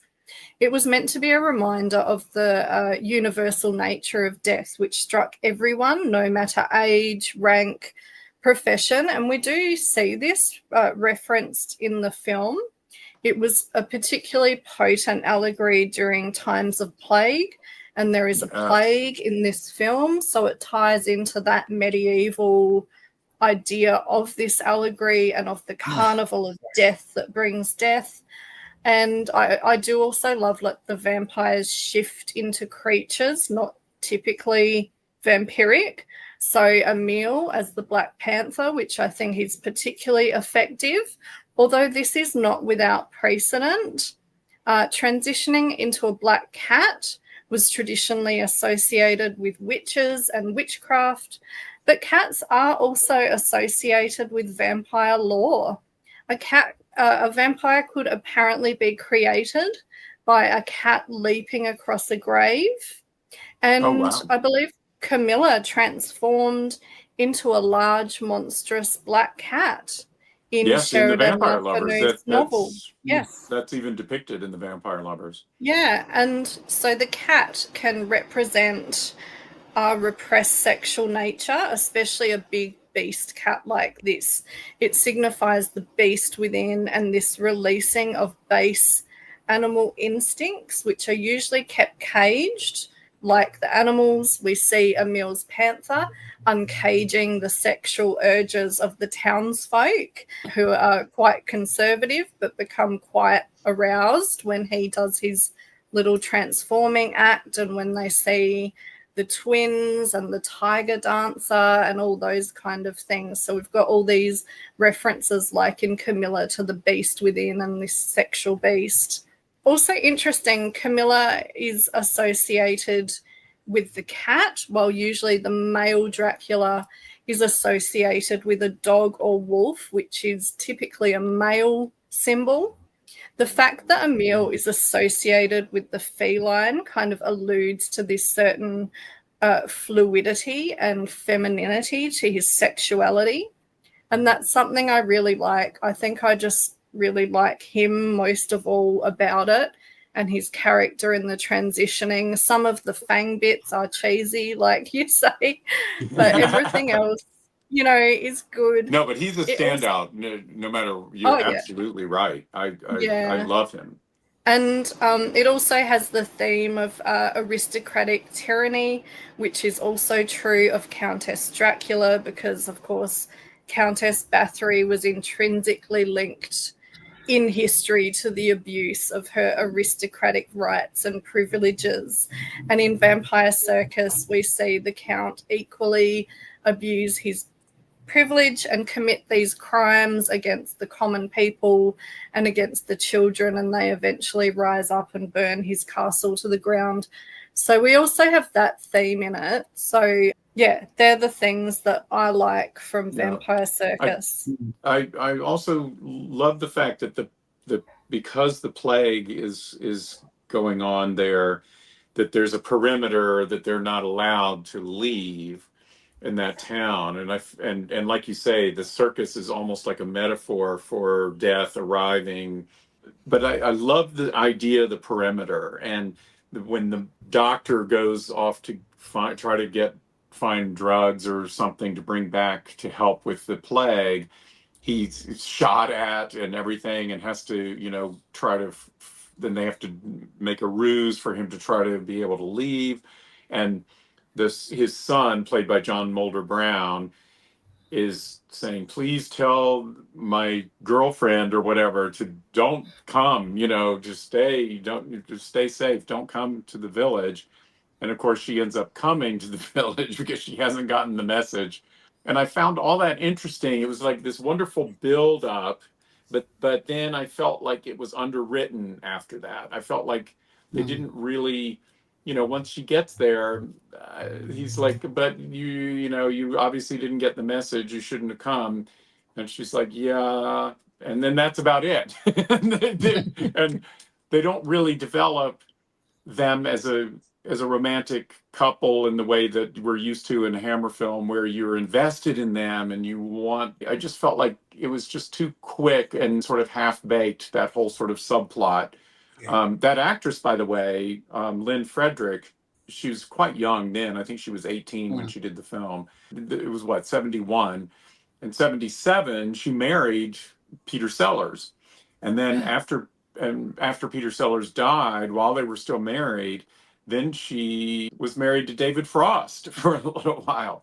And kind of ended up having to give up her career. She was kind of viewed as a gold digger, and it really was a tabloid. The vicious British tabloids were always being very mean to her in the press and everything, and it really kind of blacklisted her from movies, and it kind of killed her career. But she was quite lovely and everything, but I just don't feel like, the role was really well written. And by the time she actually shows up, it's quite deep in the film too. I think it was hard for them to justify developing the character at that point. But the whole time he's saying, tell my girlfriend not to come. We've never met her. We've never seen her. We're not invested in that story. And yet I wanted to be invested in that story, in that subplot. And I just think that got somehow, it may have been in earlier scripts, it was better developed and it got cut down, or I don't know what happened, but that I think is a loose end that doesn't quite work the way it should. John Mulder Brown, again, I don't think they gave him the greatest material to work with, but he was quite an interesting young actor. I really loved a film called The House That Screamed, with Lily Palmer being the headmistress of a school for wayward women, and there are killings going on. And John Mulder Brown is in it as a very young boy. It was probably made a year or two before this. So he was still, he was maybe 18 or something when he did House That Screamed. He plays a disturbed young man, and he's a voyeur, is very sort of Norman Bates. He's watching through peepholes to the girls' shower room and everything else. It's a really interesting film, and I like the fact that they were impressed with him enough to want to cast him in this film. But again, I just don't think that they gave him much to do, really. I love that film. I love The House That Screamed. Isn't it beautiful? Yeah, it's so known as beautifully made. La Residencia.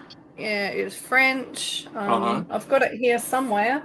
I think it's incredibly underrated movie. It's so beautifully shot and so atmospheric and creepy and very sadistic, and I love it. I absolutely love it.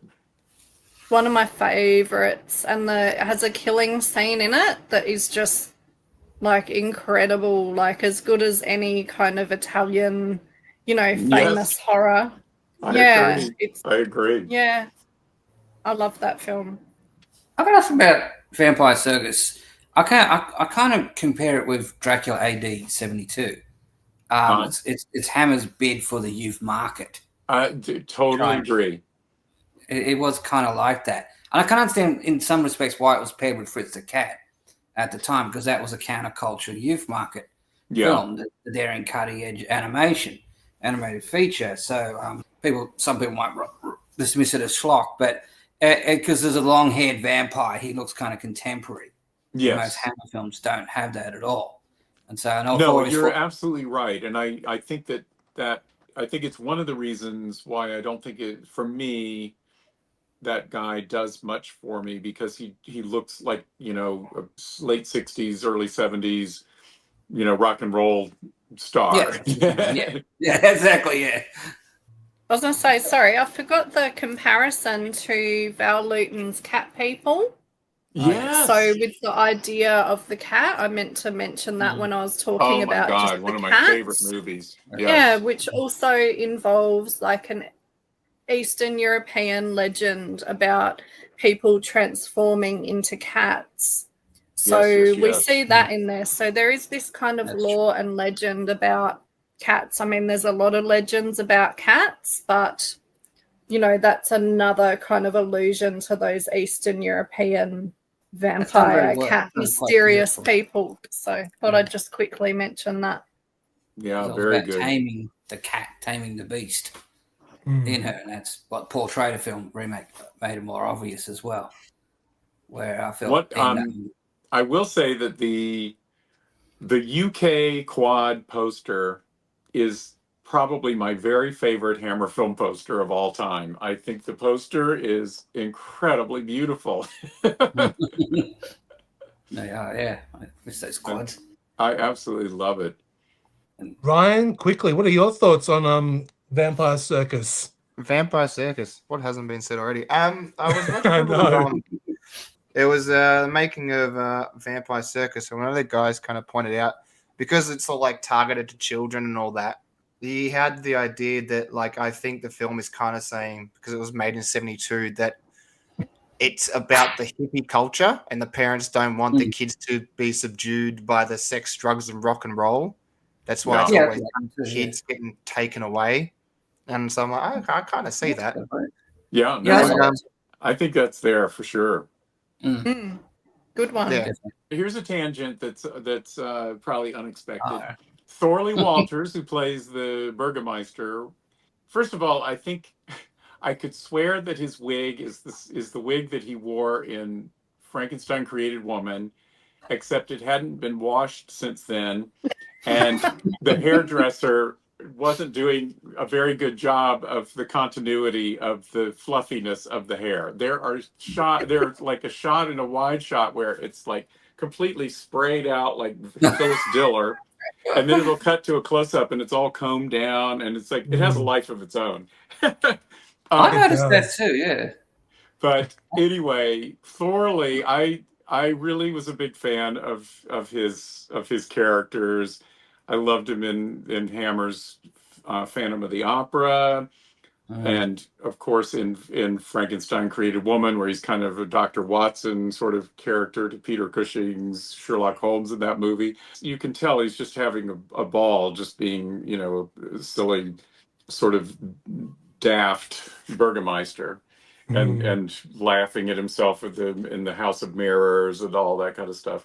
Anyway, this was what year, 71 or 2, when I came to London in 74 to interview different people. He was one of the people that I managed to get an interview with, and I went to visit him at his home.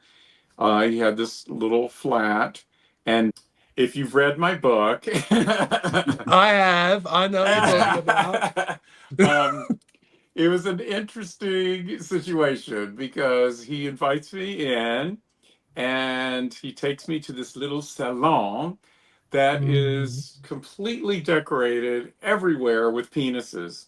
There are statues that are naked men. There are paintings of naked men.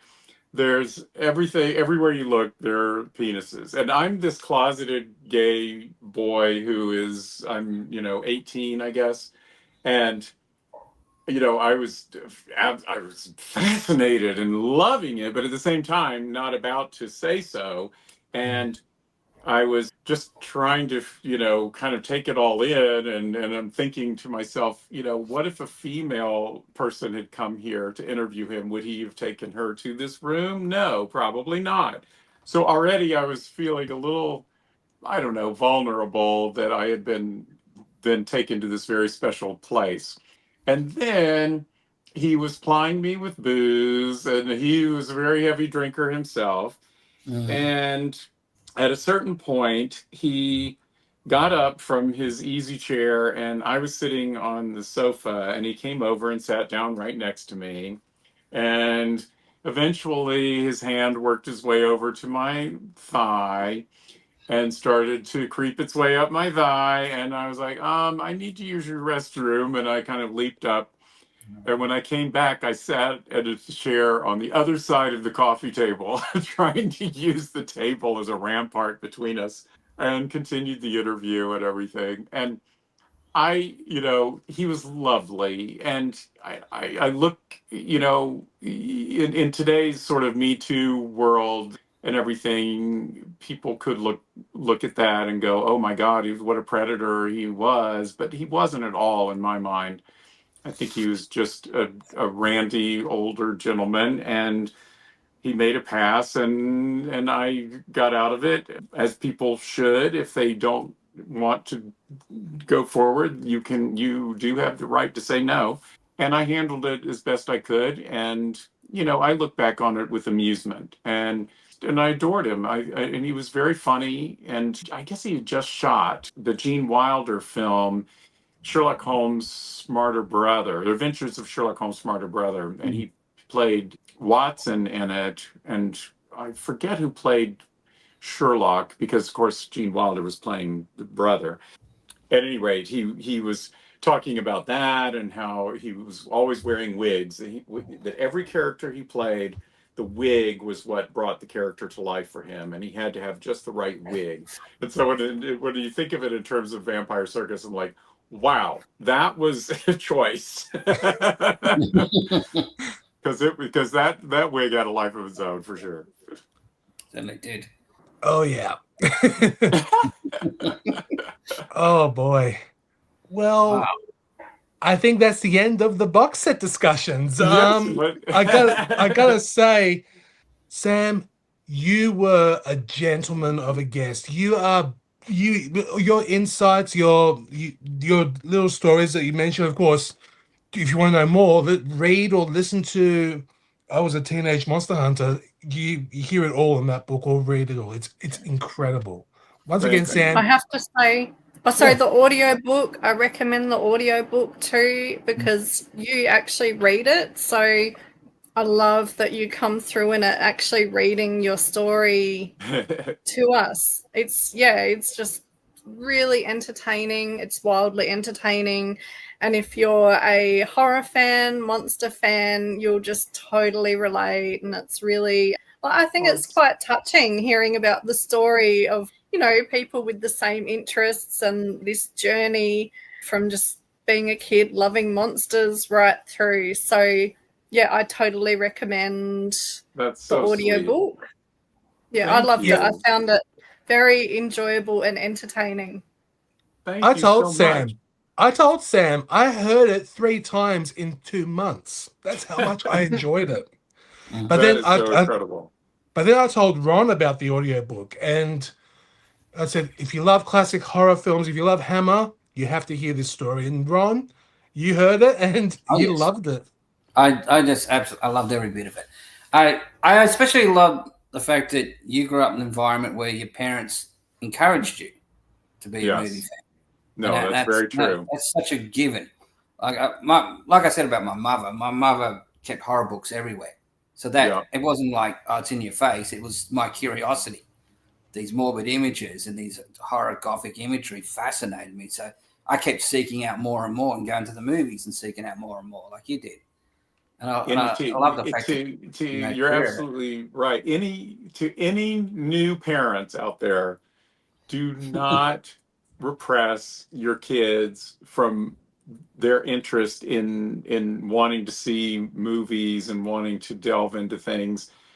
Let them see it. What we saw at our young, impressionable ages shaped our entire lives. I'm so grateful that I was allowed to see Pit and the Pendulum at the age of 5. I mean, I can't even imagine what my life would be like if I hadn't been able to be exposed to those things. But I am going to say, before we sign off, I have the sequel to I was a Teenage Monster Hunter book coming out in September, probably maybe out by the time you hear this. I started my career as Brian De Palma's assistant on The Fury and Dressed to Kill and all those movies. And so I Was a Teenage Monster Hunter takes right up to 2 days before I meet Brian De Palma. And so the sequel book starts 2 days after I Was a Teenage Monster Hunter ends. And the new book, this is the cover. I glued a mock-up, just a print out of the cover because we don't have the real books yet. This is just a mock-up. I glued it onto I Was a Teenage Monster Hunter book. Oh, that's okay. But this is it. It's called Confessions of a Brian De Palma Protege, How I Shadowed the Director on The Fury, Dressed to Kill, and More. And you can see that there's all these great De Palma caricatures on there, and me being a loaded down assistant. It's another giant book with 1 million pictures, and you'll love it. And I'm going to be recording the audiobook next month, and that'll be part of it as well. Yeah, I'm very excited about that too. We can't wait for that one. Oh, can't wait. I know we would have a lot of Brian De Palma fans listening to this podcast. I mean, I am one, so yeah, I can't wait to read this too. Yeah, Ron and I recently watched Dressed to Kill theatrically. They were doing a little screening of it at a cult movie night. And fantastic. It's the 45th anniversary this year. Yes. That's right. It gets better and better every time. And then we had to stay to the credits because we wanted to see your name. There's and my we name, did. yes. It was so funny. That's great. It was an interesting experience watching Dressed to Kill, how people react to this film so many years later. And it did give me the big jump at the end. Oh yeah, and every the scene we're talking about, the shower scene. Yes. At the end, and I jumped out of my seat. And every time I jump out of my seat and I watch it with a friend, they always laugh at me. Go, you jumped. No, it's the idea of it. I got into the movie, and it scared the living hell out of me. But it was one of the great jump scares I've ever watched in a movie in a cinema. That's great. I love hearing that. I love it. Now, I gotta tell you, I had a blast with this recording, and no doubt everybody else did as well. And Sam, thank you once again for being a part of this episode. And thank you. Of course, Ryan, Suzanne, of course, and Ron, thank you for being a part of it. And yeah, I'm so glad everyone enjoyed it and enjoyed this recording. And very soon, I'll try and have it out before the book comes out, so it'll be up there. No worries. So thank you for being so generous with your time and talking to us. Thank you. It's been absolutely wonderful. Thank you. I really, really appreciate it, and I look forward to coming back. We'll do this again sometime. Done. We would love to have you back. Thank you for listening to this latest episode of Imprint Cast. Imprint Cast is a part of Someone's Phone Productions podcast network. Thank you very much for listening and hope you have a great day.